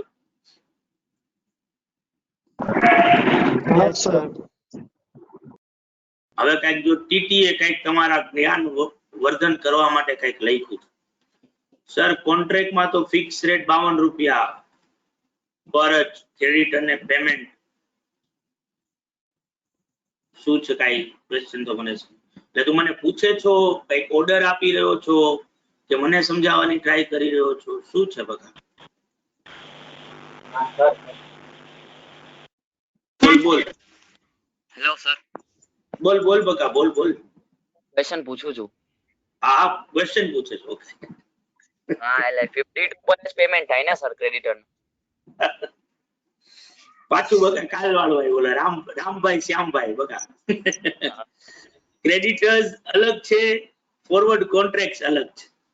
ક્રેડિટર સાથે ફોરવર્ડ કોન્ટ્રાક્ટ નથી કર્યો છે, ફોરવર્ડ કોન્ટ્રાક્ટ બ્રોકર સાથે કે એજન્ટ સાથે કર્યો છે. હવે એના અંદર એવું તારો ક્વેશ્ચન એ રીતે થઈ શકે કે ભાઈ તું એવું કે ભાઈ હું એજન્ટ પાસે જેની સાથે મેં કોન્ટ્રાક્ટ કર્યો છે એની પાસેથી $1 લાખ લઈ અને ક્રેડિટરને ચૂકવી દઉં ને, આપવું એમે કર તોય ચાલે છે, બરાબર છે ઓબ્વિયસલી. પણ તોય તારા ઘરમાંથી તો 52 લાખ રૂપિયા જાય ને એમ, કારણ કે તને ઓબ્વિયસલી ઓલા ભાઈ તો તને 52 માં જ આપવાનો થાય, ભલે રેટ અત્યારે 54 રૂપિયાનો છે, બરાબર, તોય તને તો 52 લાખ જ દેવાના થશે. પણ આના લીધે થશે શું કે તે તો બુકમાં ક્રેડિટર્સે બતાવ્યા છે, પરચેઝ એકાઉન્ટ ભર્યું હોય તો ક્રેડિટર્સ બુકમાં હોય ને કે ન હોય?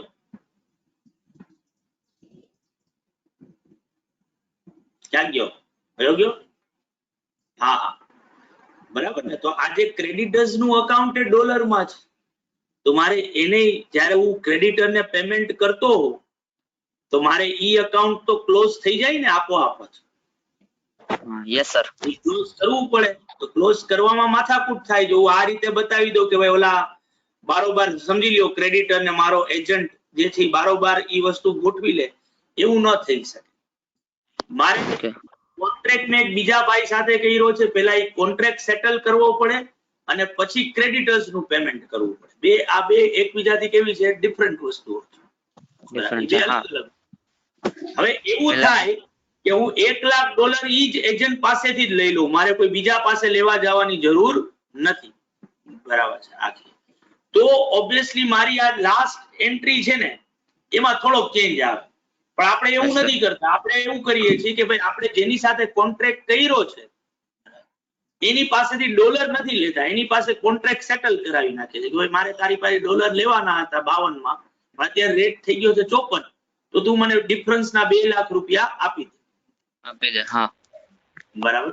અને હવે હું $1,00,000 પરચેસ કરીશ 54 લાખ રૂપિયા, તો હું 54 લાખ રૂપિયા જયારે પરચેસ કરવા માટે દઉં તો મારા ઘરમાંથી કેટલા જાય? ખાલી 52 લાખ રૂપિયા, એટલે કે 2 લાખ રૂપિયા તો હું કમાણો છું કોન્ટ્રાક્ટ કરવાથી. હા સર. બરાબર ને? આપણે એન્ટ્રી આ રીતે કરીએ છીએ, જે મેં આપણે સ્ટાર્ટ કર્યું હતું ત્યારે મેં કીધું હતું, બકા લઈ લે SS DT, કોઈ એમાં ઓલું છે. હા સર.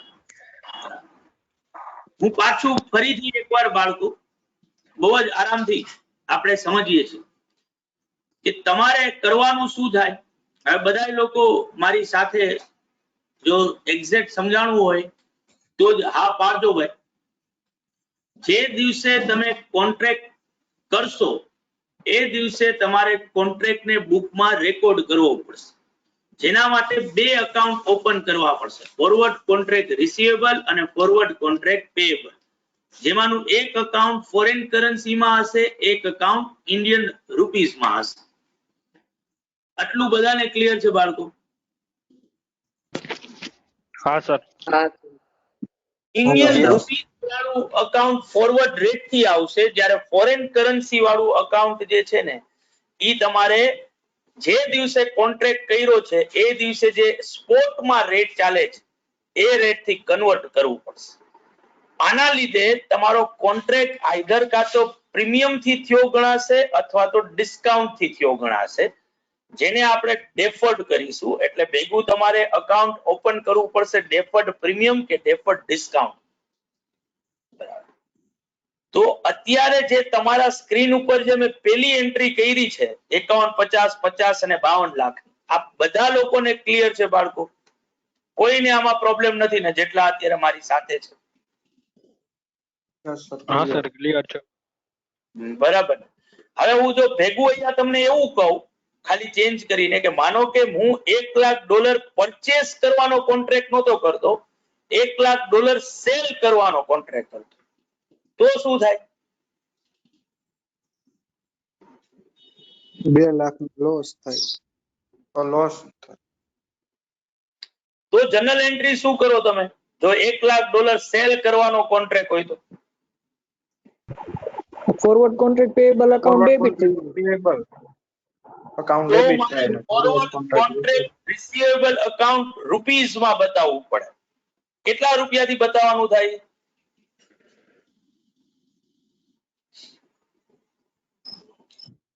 52 lakhs. 52 લાખ રૂપિયા. જ્યારે forward contract payable account dollars માં આવે 51,50,000 થી, અને ડેફર્ડ ડિસ્કાઉન્ટ અકાઉન્ટ ઓપન કરવું પડે 50,000 રૂપિયા. એટલે એન્ટ્રી શું થાય? ફોરવર્ડ કોન્ટ્રાક્ટ રિસીવેબલ રૂપીસ માં જે અકાઉન્ટ છે debit 52 lakhs, to forward contract payable dollar માં જે અકાઉન્ટ છે 51,50,000, અને ટુ ડેફર્ડ ડિસ્કાઉન્ટ અકાઉન્ટ 50,000. બધાને ક્લિયર બાળકો આ વ્યવસ્થિત રીતે? સર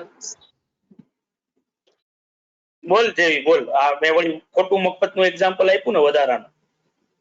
ના સર એવું નથી. તો સર બોલ. જે આપણે તમે કીધું સેલ કરી, આપણે ડોલર સેલ કરી અને એમાં જે આપણને ડેફર્ડ ડિસ્કાઉન્ટ થાય તો એ આપણા માટે એક રીતે ગેઇન કહેવાય ને? તો પછી અત્યારે નો આવે ને બકા, એને ડેફર્ડ કરો એટલે જ એનું નામ ડેફર્ડ છે બકા. ઈ જ્યારે કોન્ટ્રાક્ટ પૂરો થાય ત્યારે બતાવવાનું ઇન્કમ તરીકે. જે રીતે પ્રીમિયમ એક્સપેન્ડિચર તરીકે ક્યારે રેકોર્ડ કર્યો આપણે? જ્યારે ટ્રાન્ઝેક્શન કોન્ટ્રાક્ટ પૂરો થયો ત્યારે. હા પૂરું. અત્યારે તો એને ડેફર્ડ બનાવવાનો.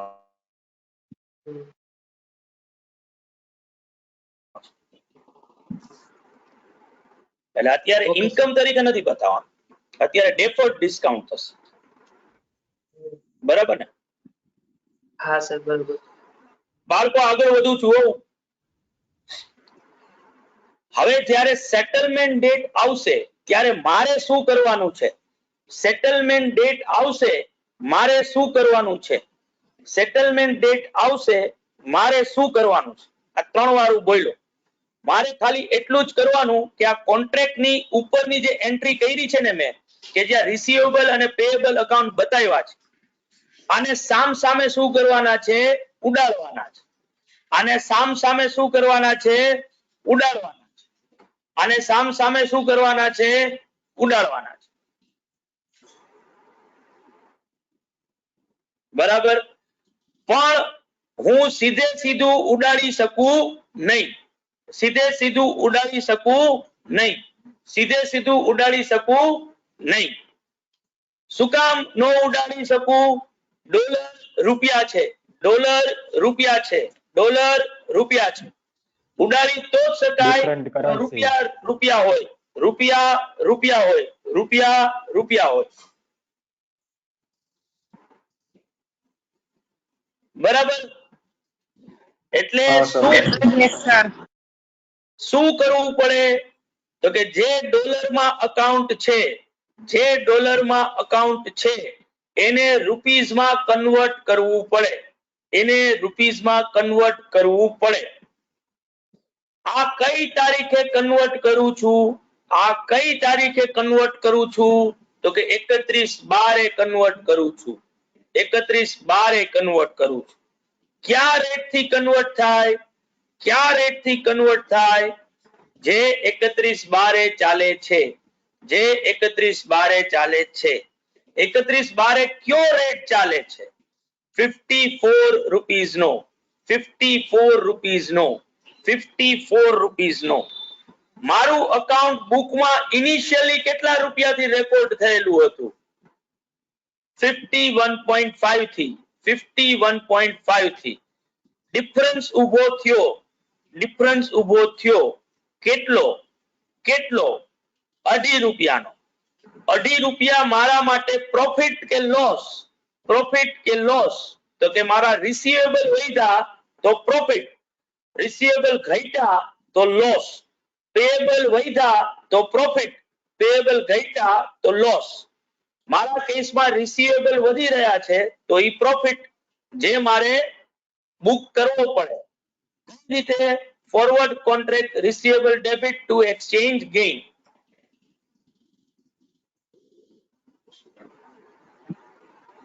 અંધાઈને બાળકો.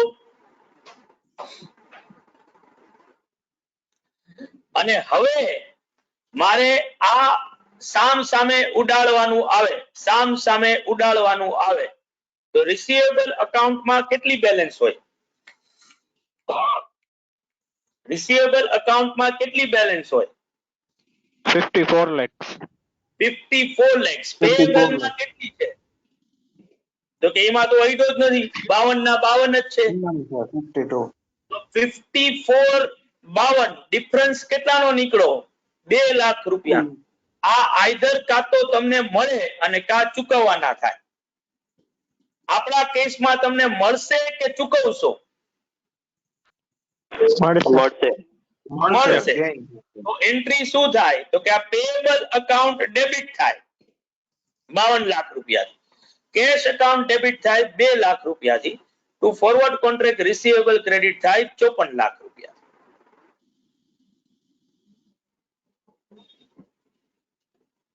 બરાબર બાળકો? Yes, sir, done. અને હવે આ કોન્ટ્રાક્ટ પૂરો થઈ ગયો છે તો આ ડેફર્ડ પ્રીમિયમ નું અકાઉન્ટ ક્લોઝ કરવાનું અને એને ક્યાં લઈ જવાનું? પ્રીમિયમ એક્સપેન્ડિચર ખાતે. એટલે premium expenditure debit to deferred premium.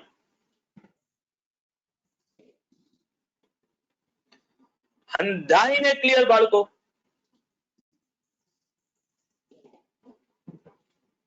હા સર. હા સર. શું છે ને? તો આ તમે લોકો ગજબના હોશિયાર છોકરાઓ છો બાળકો. બરાબર. એના લીધે મને તમારા ઉપર એટલી હદે કોન્ફિડન્સ આવી ગયો છે કે મને હંમેશા એવું ફીલિંગ આવતું હોય છે કે મારા કરતા પણ તમને લોકોને વધારે આવડે છે. બરાબર. અને તમે એ વસ્તુ મને હમણાં જ સાબિત કરીને આપશો જ્યારે ક્વેશ્ચન નંબર 3 જો તમે વાંચશો લીખામાં, તમે ખાલી એ વાંચો ત્યાં હું પાણી પી લઉં બાળકો. એક નાનકડો ચેન્જ, કારણ કે તમારામાંથી ઘણા બધા લોકો ચિંતા કરતા હશે કે ભાઈ અમારા પછીના લેક્ચર નું શું થશે. તો જીગર સર નો ફોન હતો ભાઈ, જે હમણાં મેં તમને મ્યુટ કર્યા હતા ત્યારે. બરાબર. તો જીગર સર અત્યારે પહોંચી શકે એમ છે નહીં. બરાબર. થોડાક નેટ ઇસ્યુ ને એ પણ છે. એટલે તમારા માટે અનફોર્ચ્યુનેટલી અને મારા માટે ફોર્ચ્યુનેટલી આપણે આ લેક્ચર ને કન્ટિન્યુ રાખવાનો. એટલે જે લોકો પણ ચિંતામાં હોય કે જીગર સરે લેક્ચર ચાલુ કરી દીધો હશે, તો એ લોકોને આ માહિતી મારા તરફથી કે હું જ છું હવે. બરાબર. બીજો કોઈ ઓપ્શન છે નહીં તમારી પાસે.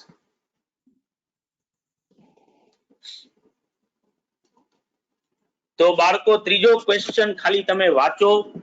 બરાબર છે. પછી તમારામાંથી કોઈક વીર એવો ગોતો કે જે મને આ ત્રીજો ક્વેશ્ચન, મને તો આવડતો નથી, તો મને સમજાવે થોડો. બરાબર. ત્યાં હું પાણી પી લઉં ખાલી.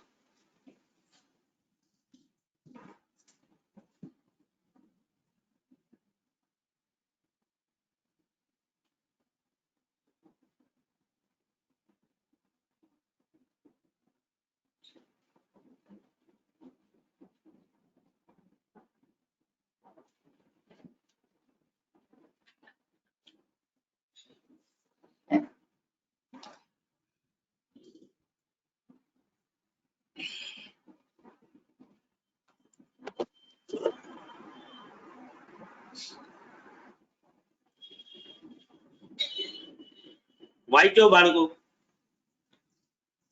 Yes sir. કોકે કઈક લખ્યું જો કઈક મોટો ફકરો. 1 મિનિટ મારે અંદર જવું પડશે. એમાં કાંઈ ચિંતા ન હોય, ગમે ઈ ભણાવે, આપણે તો ભણવાથી.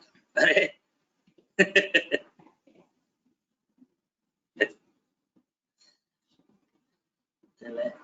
થ્રી ઇડિયટ જેવું કરી નાખ્યું ભાઈ.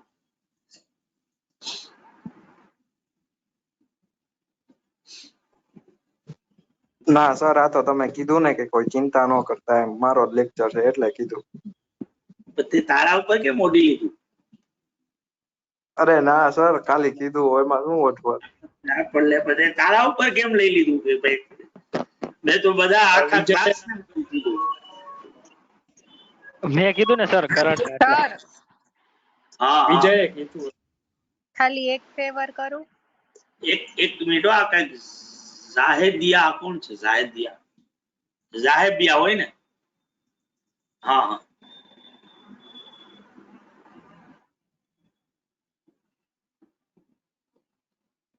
બરાબર છે, કરવું જ જોઈએ. હા ના ના ભલે. પાકું પાકું. તે ફોટા અપડેટ કરાવી લીધા કે નથી કરાવ્યા?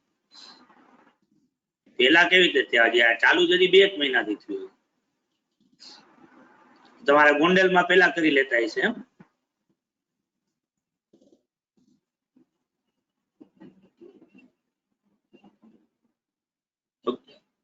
ગોંડલમાં બહુ વહેલો કરી લેતા. રાજકોટમાં તો અમારે હવે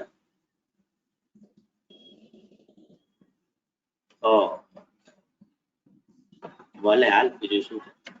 ભારત દુઆમાં તું એ યાદ કરજે. ઓકે.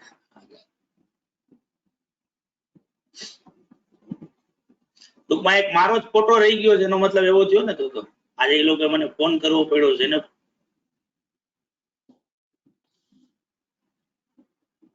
અરે માન કે સાવ ફોટો ન થાય તો શું કરે આ લોકો?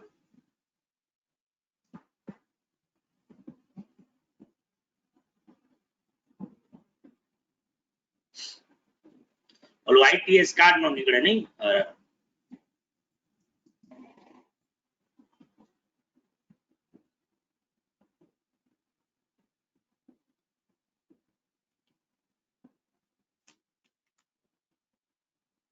મોબાઈલ માંથી ક્યાં થાય છે ભાઈ? એ મને ના પાડી ઓલી સ્પેસિફિકલી કે ભાઈ ને તો હું એ રીતે જ કરવાનો હતો, ઓનલાઈન જ આખું. ઓલા ITS ની સાઇટ ઉપર જઈને. તો ઓલી મને આજે રૂકૈયાનો ફોન આવ્યો તો મારા ઉપર, તો એ તો મને એવું કીધું કે યાદ આવવું પડશે, આ સાઇટ ઉપરથી ફોટો અપલોડ નહીં થાય, ફોટો તો વાપરાવા જવો પડશે. પછી ડેટા અપડેટ કરી શકશો તમે, ફોટો અપલોડ કરવા માટે તો આ જવું પડશે એવું કીધું. ડેટા તો થાય જ ને, ડેટામાં મારા બેટા બધું પૂછી લે યાર. હવે તારે 2-3 વર્ષ પછી તને ચિંતા થશે, તારે CA BA લખવું પડશે આખું, પછી જો તને ખંખે રહી સરખો એવો.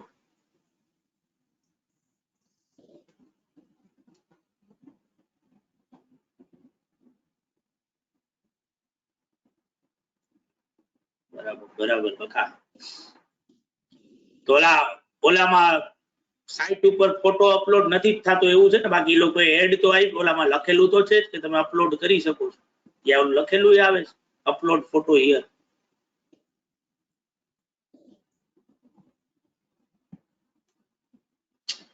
કાઈ વાંધો નહીં, ઈ બાને ત્યાં 2-4 જણા નવા ઓલા ઓળખીતા મળશે. ઘણા દિવસથી મળ્યો નથી, નૂર મસ્જિદમાં જવાનું એ નથી. હા, હવે 10 વર્ષ તો ITS મેં છેલ્લે આ બરાબર ત્યારે જ કઢાવ્યું, 10 વર્ષ પહેલા જ.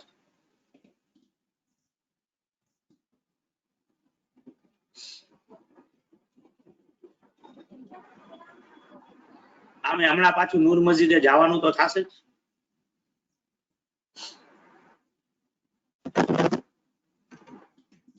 તું એ તાહેર નૂરમાં આવે છો કે તું આ જા? અહીંયા શું કહેવાય મવાઈદમાં? સેફી કોલોનીમાં રહેશ ને તું? તો કુદબીમાં. ઓકે સર હા કોણ? આઈને સર હું જ હતો. હા ઓકે, મેં તો કોણ બોલ્યું? મોહલ્લા કુદબી જ છે સર મારો. ઓકે, મોહલ્લા કુદબી છે તાર. રહેવાનું બદલાઈ ગયું છે. ઓકે, રહેવાનું બદલાઈ ગયું. હવે ક્યારે છે? ભગવતીપરા. ભગવતીપરા. તો ઈ ત્યાં જ રાખ્યું છે કુદબીમાં. મારે અપલોડ કરવાનું બાકી સર. તો તારે ફોટો પડાવવા આવવું પડશે ને? તો હા, હવે જોઈ ક્યારે છે ખબર નથી. કાલે છેલ્લો દિવસ. હા, ઈ કાલે હવે કુદબીમાં જવું પડશે. હા, કાઈ વાંધો. તો ભાઈ તારી પાસે પૈસા લેશે એટલે બધું અપડેટ કરી દે. મોજ કર. ના હવે એવું કાંઈ નહીં સર.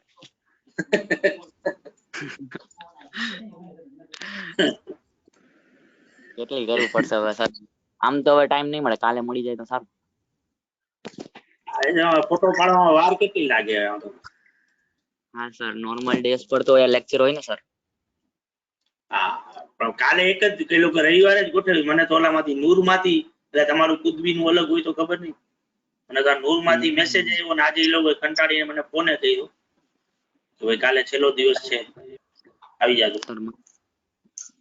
હા, એ તો મને ખબર નથી સર, જોવું પડશે હવે. ફોન તો આવ્યો નથી કોઈ. હવે કરવાનું તો બાકી જ છે, એટલે જોઈએ હવે શું કરવાનું. મુર્તુઝા તારે થઈ ગયું બકા કે તારે નથી? શું વાત? તમે બધા ઝાબિયાન ઝેનબ ને તમે બધા લોકો આટલા એડવાન્સ, આટલા વેલા કરી નાખો તમે. આ તમારા લીધે અમારા જેવા લોકો જે લોકો કરતા નથી એ લોકોના માથે આવે. બધાએ નો કર્યું હોય તો આયલું ગયું.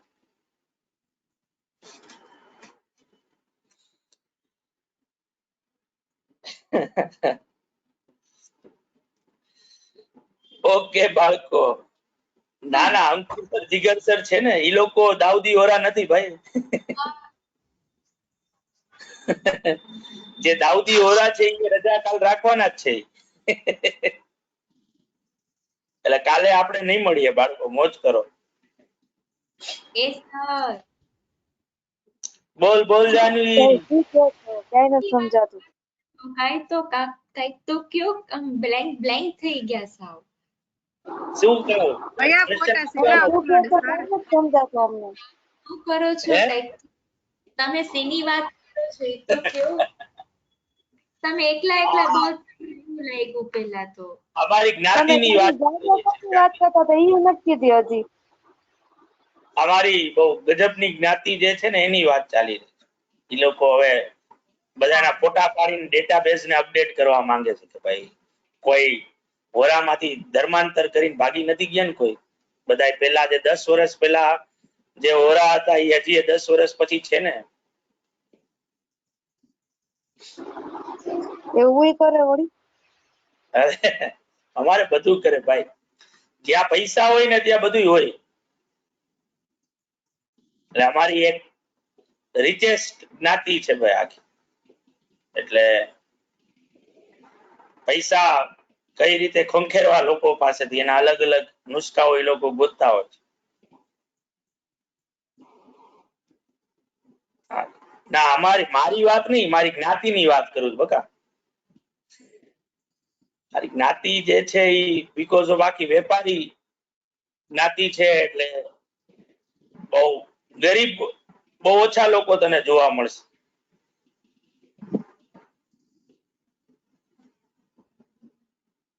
ના ના ભાઈ અમારે રોલ્સ રોયલ્સ વાળા બધા છે ભાઈ. હું તો ક્યાંય આવું નહીં એમાં. હોરા જ્ઞાતિમાં જેટલા રિચેસ્ટ લોકો છે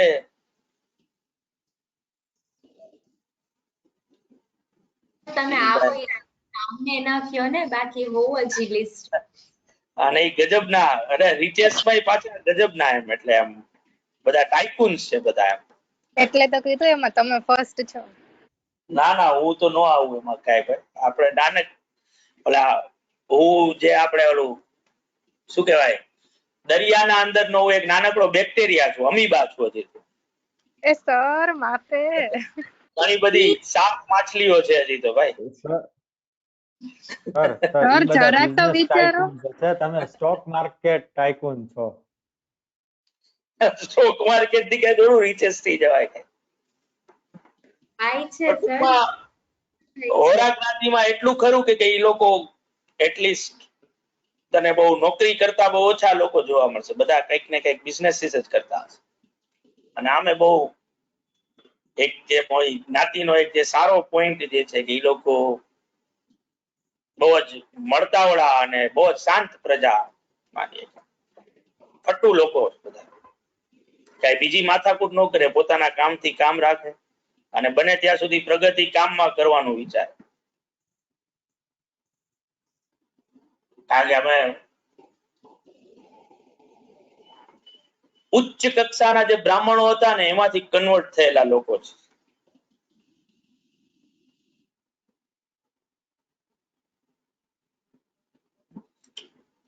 ઓલ રાઈટ બાળકો, તો મારી જ્ઞાતિ ઉપર પછી તમારા ક્લાસના અંદર તમને ઘણા બધા લોકો મળી જશે. આ ઘણા વખત પછી એવું કોમ્બિનેશન થયું છે કે જ્યાં એક બેચના અંદર 4-5 જણા દાઉદી હોરા હોય, નહીં તો જનરલી 2 કે 3 જ હોય છે. આ વખતે તમારી બેચના અંદર 4 જ જણા છે. બાકી લુહાણાનું ડોમિનેશન હોય છે, ડોમિનન્સ હોય છે.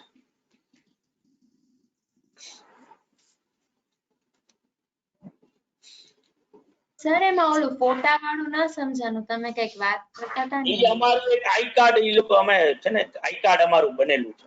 અમારે જે અલગ અલગ જગ્યાએ અમારા જ્ઞાતિના ફંક્શન છે અને અમુક અમારે જ્યારત કરવાને જે જાવ અમારા ડ્યુરિંગ ધ યર અમે જે કંઈ પણ જ્ઞાતિ રિલેટેડ ધર્મ રિલેટેડ કંઈ કરીએ ને એના એ લોકો ઓનલાઈન રેકોર્ડ્સ રાખે છે. એના માટે કાર્ડ ઇસ્યુ કર્યું જેને અમે આઈટીએસ કાર્ડ કહીએ. એના અંદર ફોટો ને એ બધું એમ્બોસ કરે, એના માટે એ બધું જોઈએ એમ આપણે. એટલે એ ફોટો પડાવવા જવું પડે. It's a kind of pain જેવું છે. આપણું જે પરમનન્ટ અકાઉન્ટ નંબર હોય ને એના જેવું. પણ એ હોરા જ્ઞાતિનું પરમનન્ટ અકાઉન્ટ નંબર છે કે જેના ઉપરથી મારો આખો ડેટા નીકળી જાય.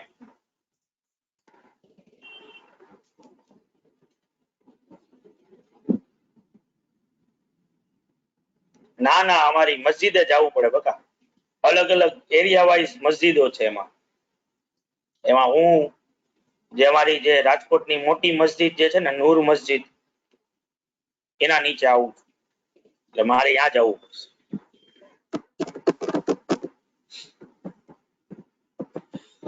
તો બાળકો આ વાંચ્યો ને તમે ક્વેશ્ચન, હવે મારી જ્ઞાતિનું પછી કાલ પરમ દિવસે રાખશું વધારે. તો આપણે આન્સરમાં કાંઈ મારે તમારી પાસે બીજું કાંઈ નથી જોતું.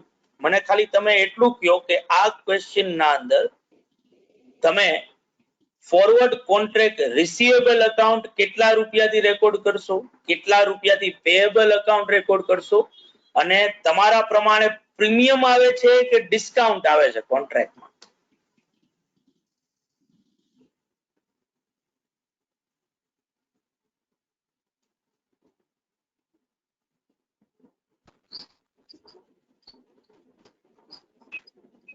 પેલા તો રિસીવેબલ થી ચાલુ કરીએ.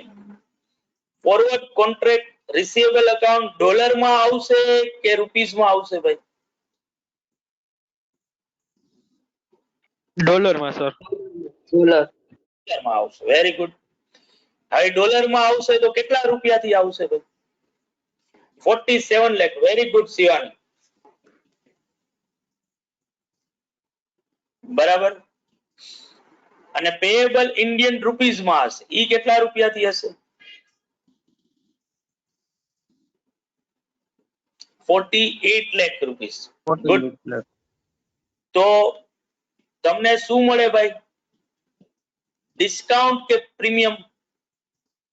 પ્રીમિયમ રૂપીસ નું. એટલે જો તમને પહેલો ક્વેશ્ચન તો આવડી ગયો ને ગજબનો. બાકી calculate forward premium oblique discount 1 lakh રૂપિયા. સાચું ને ભાઈ? Very good. હવે આ ક્વેશ્ચન વાંચો. જો ક્વેશ્ચન નંબર 4 છે. બરાબર. અહીંયા ડેટમાં અહીંયા રેટમાં થોડીક મિસ્ટેક છે. આ 41.4 કરવાનો છે રેટ. બરાબર છે. 1 જાન્યુઆરીએ તમે ફોરવર્ડ કવર લઈ રહ્યા છો અને 1 જાન્યુઆરીનો રેટ આપ્યો છે અને એનો ફોરવર્ડ રેટ આપ્યો છે. બરાબર. તો આ કેસમાં તમને ડિસ્કાઉન્ટ તમે એન્ટર કરશો કે તમે પ્રીમિયમ એન્ટર કરશો? ફોરવર્ડ કોન્ટ્રાક્ટ તમારે પરચેસ કરવાનો છે.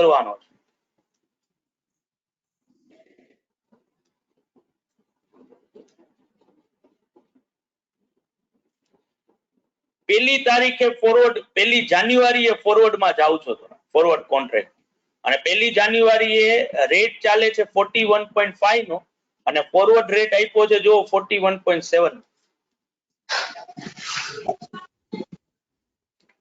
પ્રીમિયમ જે છે થશે અને પ્રીમિયમ આવશે 20,000. બરાબર ને? સાવ સાચું બાળકો. Very good.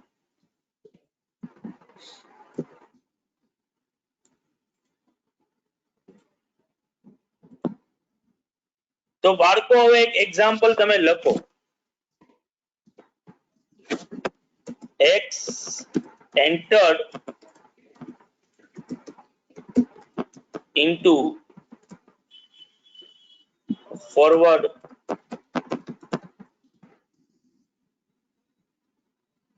contract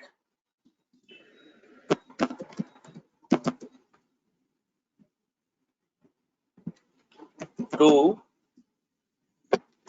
sell $50,000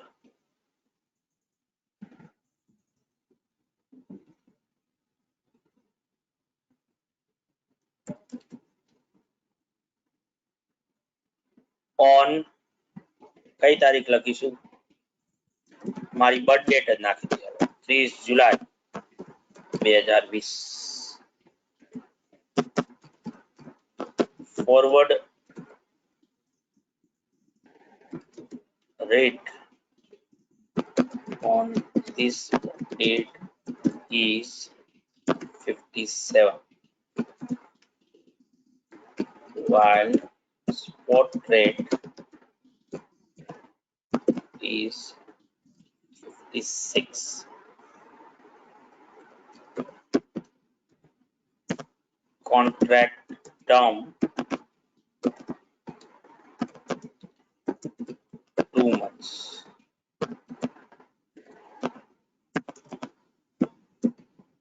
rate on expiry is 58 per USD. Pass necessary journal entries. Assuming contract is entered for managing risk.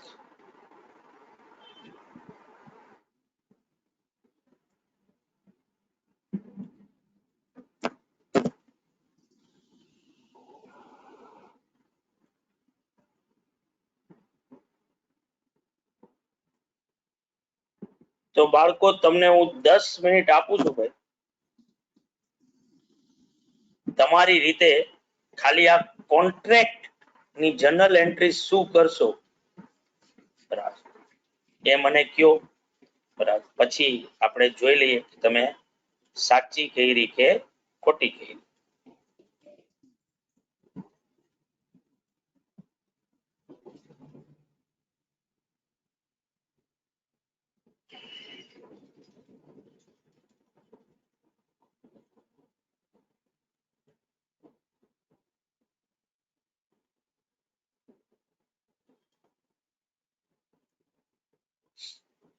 એ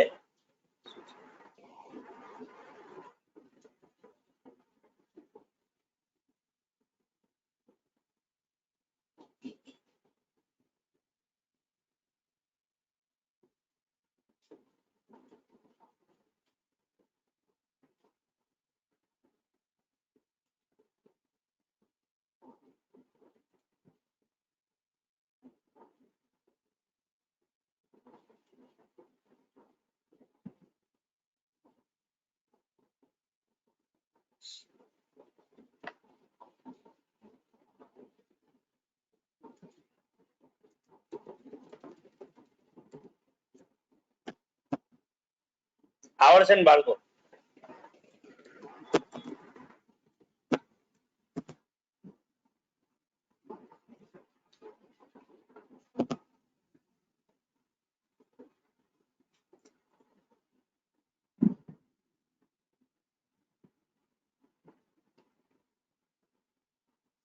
બાળકો અવાજ આવે છે ને મારો?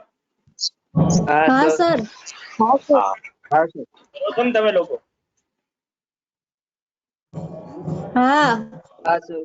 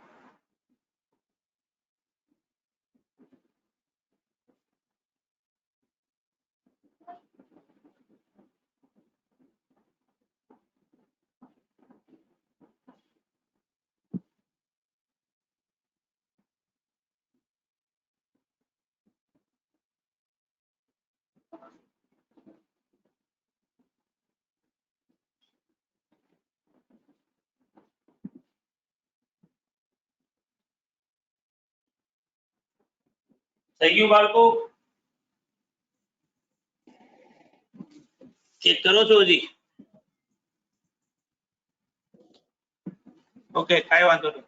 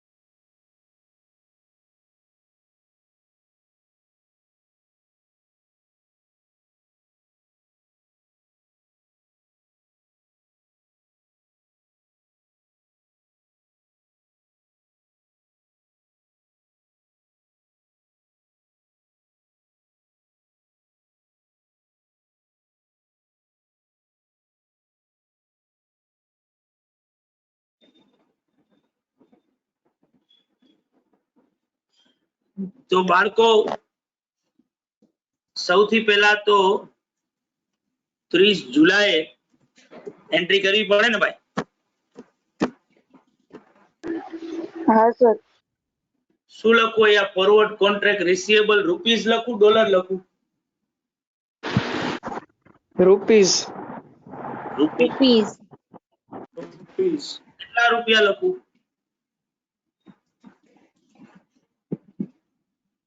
57. 57 ફોરવર્ડ રેટ જે છે બરાબર છે. 50,000 ગુણ્યા 57 કરું કેટલા લખું ભાઈ? 28 લાખ 50,000. 28 લાખ 50,000 બરાબર. પછી ફોરવર્ડ કોન્ટ્રાક્ટ પેએબલ ડોલર માં આવશે ને? ઈ મારા એક્ચ્યુઅલ રેટ થી થાય, જે કેટલો થાય? 28 lakhs. તો આનો મતલબ શું થયો ભાઈ? કે હું આ કોન્ટ્રાક્ટ કરી રહ્યો છું ડિસ્કાઉન્ટ ઉપર.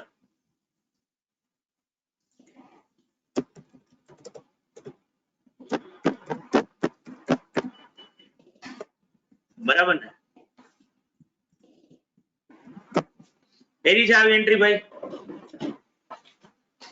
Yes sir. સર. ઓકે. નાવ હવે સેટલમેન્ટ ડેટ આવે સીધી, અને સેટલમેન્ટ ડેટ ના દિવસે 2 મહિના પછીની સેટલમેન્ટ ડેટ જો આપણે કરીએ તો એ થાય 30/9. ત્યારે મારે શું વિચારવાનું આવે? તો કે ત્યારે મારે વિચારવાનું આવે કે આ બે એકાઉન્ટ ને જો મારે સ્ક્વેર અપ કરવા હોય તો શું કરું? તો કે તો ઓબ્વિયસલી મારે જે ડોલર વાળું અકાઉન્ટ છે એને રૂપિયામાં કન્વર્ટ કરવું પડે. રૂપિયામાં કન્વર્ટ ક્યાં રેટ થી થાય ભાઈ?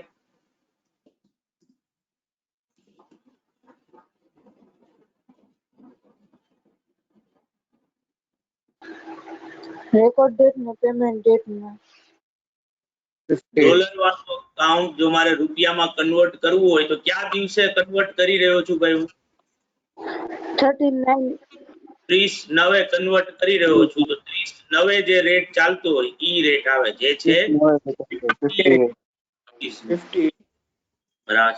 તો ઓબ્વિયસલી ઇનિશિયલી મેં રેકોર્ડ કેટલાથી કરેલું હતું ડોલર વાળું અકાઉન્ટ? 28. ટૂંકમાં મેં કર્યું હતું 28 થી અથવા તો 56 રૂપીસ થી કરેલું હતું. 56 ના કેટલા થઈ ગયા? હવે 58 જે છે એ થઈ ગયા છે. બરાબર. 2 રૂપિયા વધ્યા, અને 2 રૂપિયા મારા રિસીવેબલ માં વધ્યા કે પેએબલ માં વધ્યા છે? પેયેબલ માં. પેયેબલ બરાબર ને? તો આ મારા માટે શું થાય? લોસ થાય કે પ્રોફિટ થાય? લોસ તો લોસ થાય.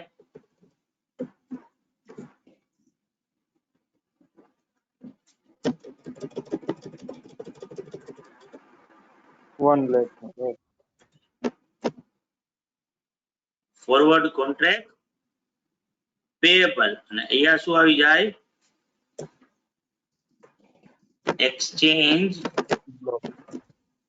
લોસ. ડેબિટ થાય 1 લાખ. અહીંયા મારે 50,000 લખવાના રહી ગયા છે. ત્યાં નહીં, ક્રેડિટમાં 50 લખવાનું. ક્રેડિટ સાઈડ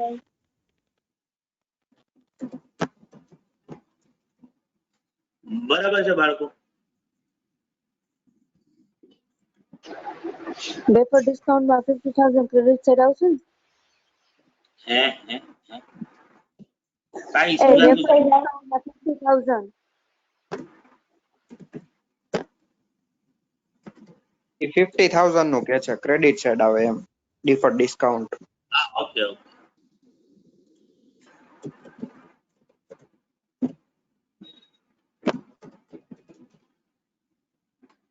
બરાબર છે બાળકો? આ વસ્તુ આવું કેટલા લોકોએ કર્યું? હા સર. હા અને સર. હવે જો હું આ કોન્ટ્રાક્ટ ને સ્ક્વેર અપ કરું બાળકો, તો મારા રિસીવેબલ માં હોય 2850, જ્યારે પેયેબલ માં કેટલા હોય? હવે 29 લાખ ડોલર. બરાબર. તો મારું પેયેબલ અકાઉન્ટ ડેબિટ થાય 29 લાખ રૂપીસ થી, રિસીવેબલ અકાઉન્ટ ક્રેડિટ થાય 28,50,000. તો ધેટ મીન્સ કે મારે 50,000 નો જે ડિફરન્સ આવ્યો એ મારે દેવાનો થાય કે મને મળે? દેવાનો થાય કેશમાં. અને એ હું કરી શકું ભાઈ કે મેં કોન્ટ્રાક્ટ કર્યો તો 50,000 રૂપિયાનો મને ત્યાં ડિસ્કાઉન્ટ મળ્યું હતું, લાખ રૂપિયાનો લોસ થયો, તો નેટ 50,000 નો લોસ થયો જે મારે ચૂકવવાનો થાય. અને હવે આ કોન્ટ્રાક્ટ મારો પૂરો થઈ ગયો છે, તો ડેફર્ડ ડિસ્કાઉન્ટ અકાઉન્ટ જે છે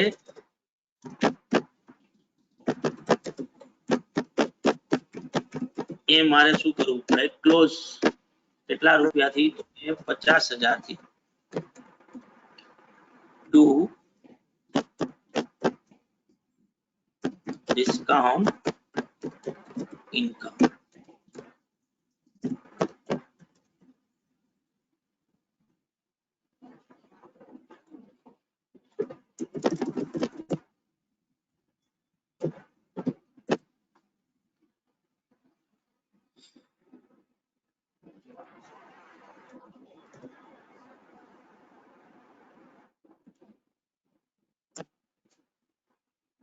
બધાને બાળકો આ વસ્તુ? Yes sir. કોઈને પણ ન સમજાણું હોય તો મને કયો.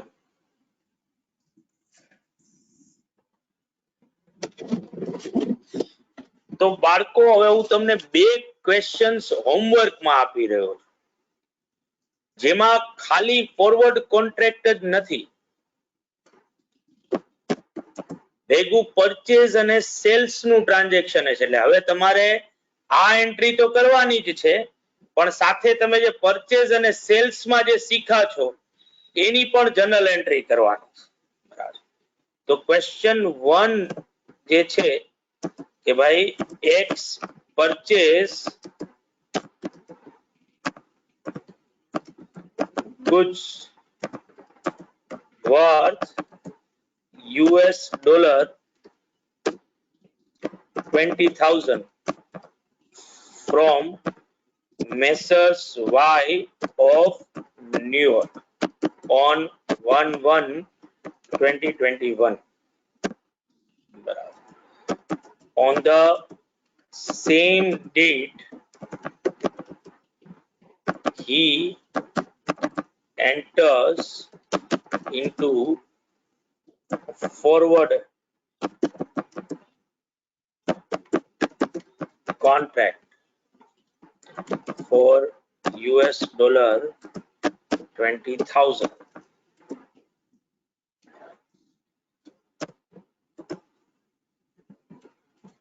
at the rate of 72.75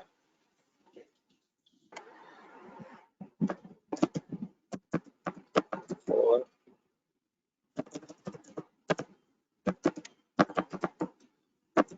2 months. Credit period 2 months નો છે. Exchange rates on various dates are જેમાં 1/1/2021 73.25 on 1/3/2021 71 rupees. Pass necessary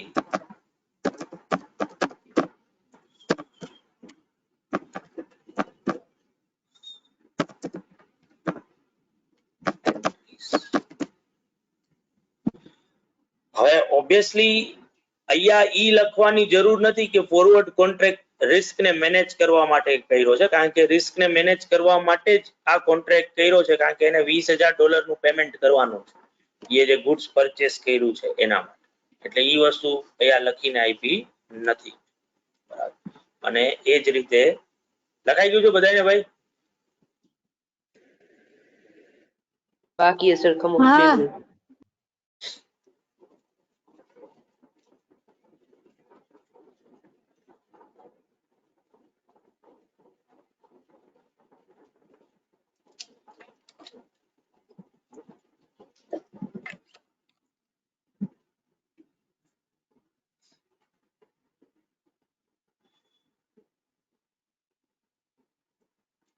હા સર ડન.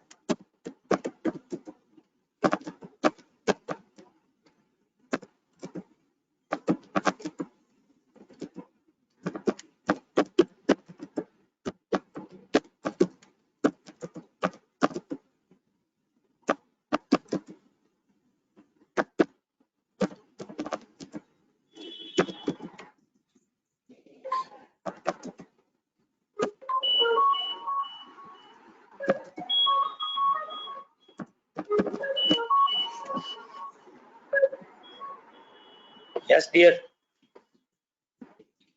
હા ફ્રી જ છું ભાઈ. હા ભલે હાલ પાકું પાકું પાકું ભાઈ.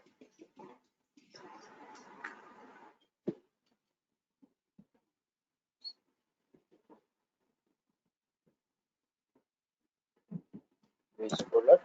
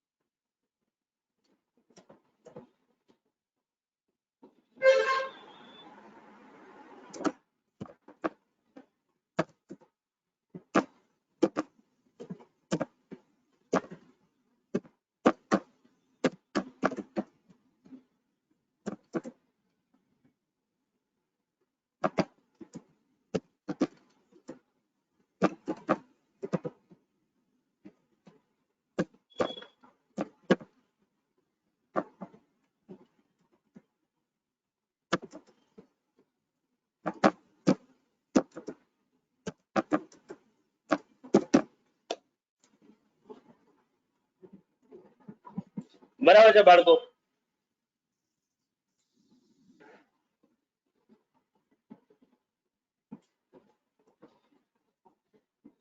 તો હવે આપણે જ્યારે પાછા મળીએ ત્યાં સુધીમાં આ બે ક્વેશ્ચન, આમાં સેકન્ડ ક્વેશ્ચન મેં થોડોક ટ્રિકી બનાવ્યો છે, પણ તમે લોકો એટલા હોશિયાર છોકરાઓ છો તો ઓબ્વિયસલી તમે ગણિત શકશો એવું માનું છું. બરાબર, તમારી રીતે એની જનરલ એન્ટ્રીઝ કરજો. બરાબર, આપણે પાછા જ્યારે મળશું ત્યારે આ બે ક્વેશ્ચન ને સોલ્વ કરશું પહેલા, અને પછી જો આવો જ કોન્ટ્રાક્ટ નેક્સ્ટ યર સેટલ થતો હોય તો શું થાય એ આપણે ત્યાં જોઈશું એની, અને પછી લીથાના ક્વેશ્ચન્સ જે છે એ ચાલુ કરીશું. તમને લોકોને ગઈકાલે જે મેં હોમવર્ક મોકલ્યું હતું 3 ક્વેશ્ચન નું, એના આન્સર્સ ની પીપીટી મેં ગ્રુપમાં શેર કરી દીધી છે બાળકો.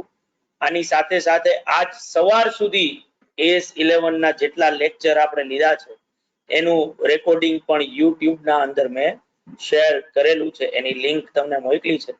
જે લોકોને પણ જોવું હોય ફરીથી રીવા, અને મેં આ વખતે લેક્ચર ના અંદર એના ટાઇટલ જ આપેલા છે કે ભાઈ તમારે ઇમ્પોર્ટન્ટ ટર્મ સમજવી હોય તો એનો લેક્ચર છે, પછી એ જ રીતે ફોરવર્ડ કોન્ટ્રાક્ટ નું બેઝિક, ફ્યુચર્સ નું બેઝિક, એટલે તમે લેક્ચર ના અંદર તમે પોતે પર્ટિક્યુલર પોઈન્ટ કયો તમારે સમજવો છે એને રિલેટેડ તમે એ લેક્ચર્સ જે છે એ જોઈ શકશો.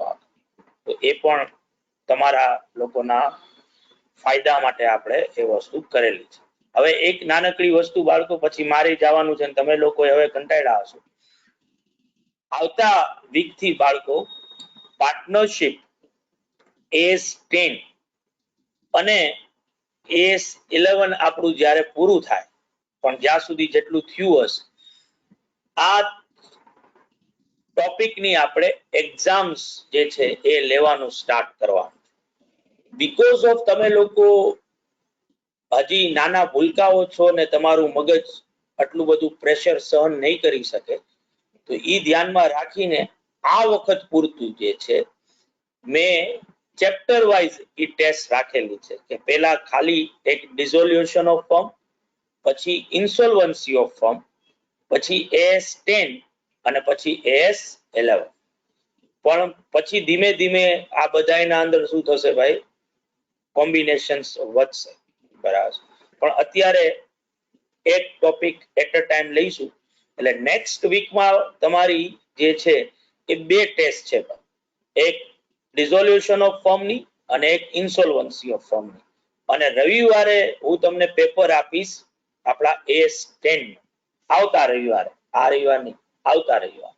બરાબર, એટલે હું તમને ડેટ પણ આપી દઉં છું જેથી કરીને તમારે જો ક્વેશ્ચન્સ રિવાઇઝ કરવા હોય તો તમે કરી શકો.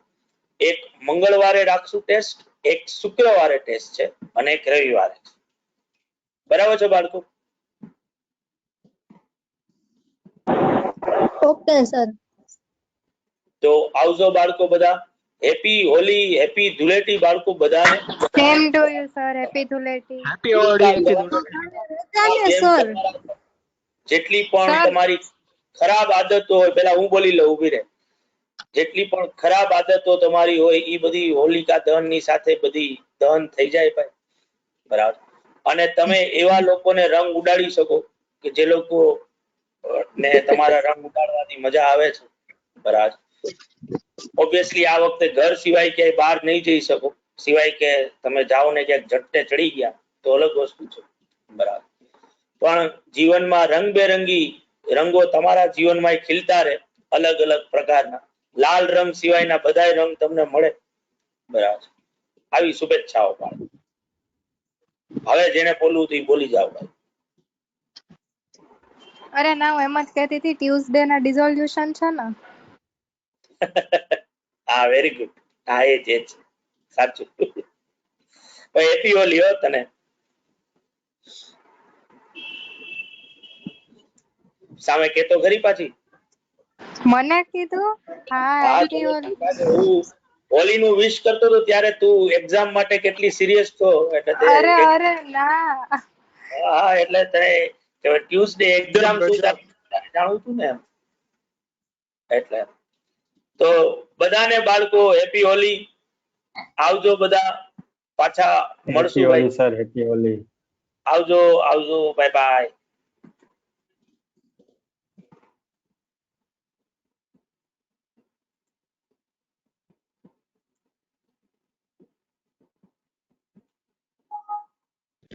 આવજો સર. આવજે બકા.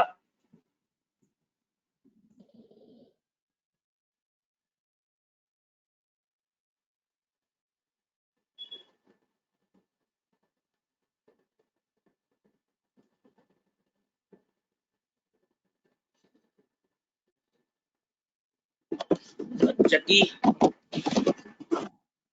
તો બાપુનો ફોન આવી ગયો છે, તો બાપુને જ મળવા જાઉં. ચકી, એ ચકલી ક્યાં ગઈ?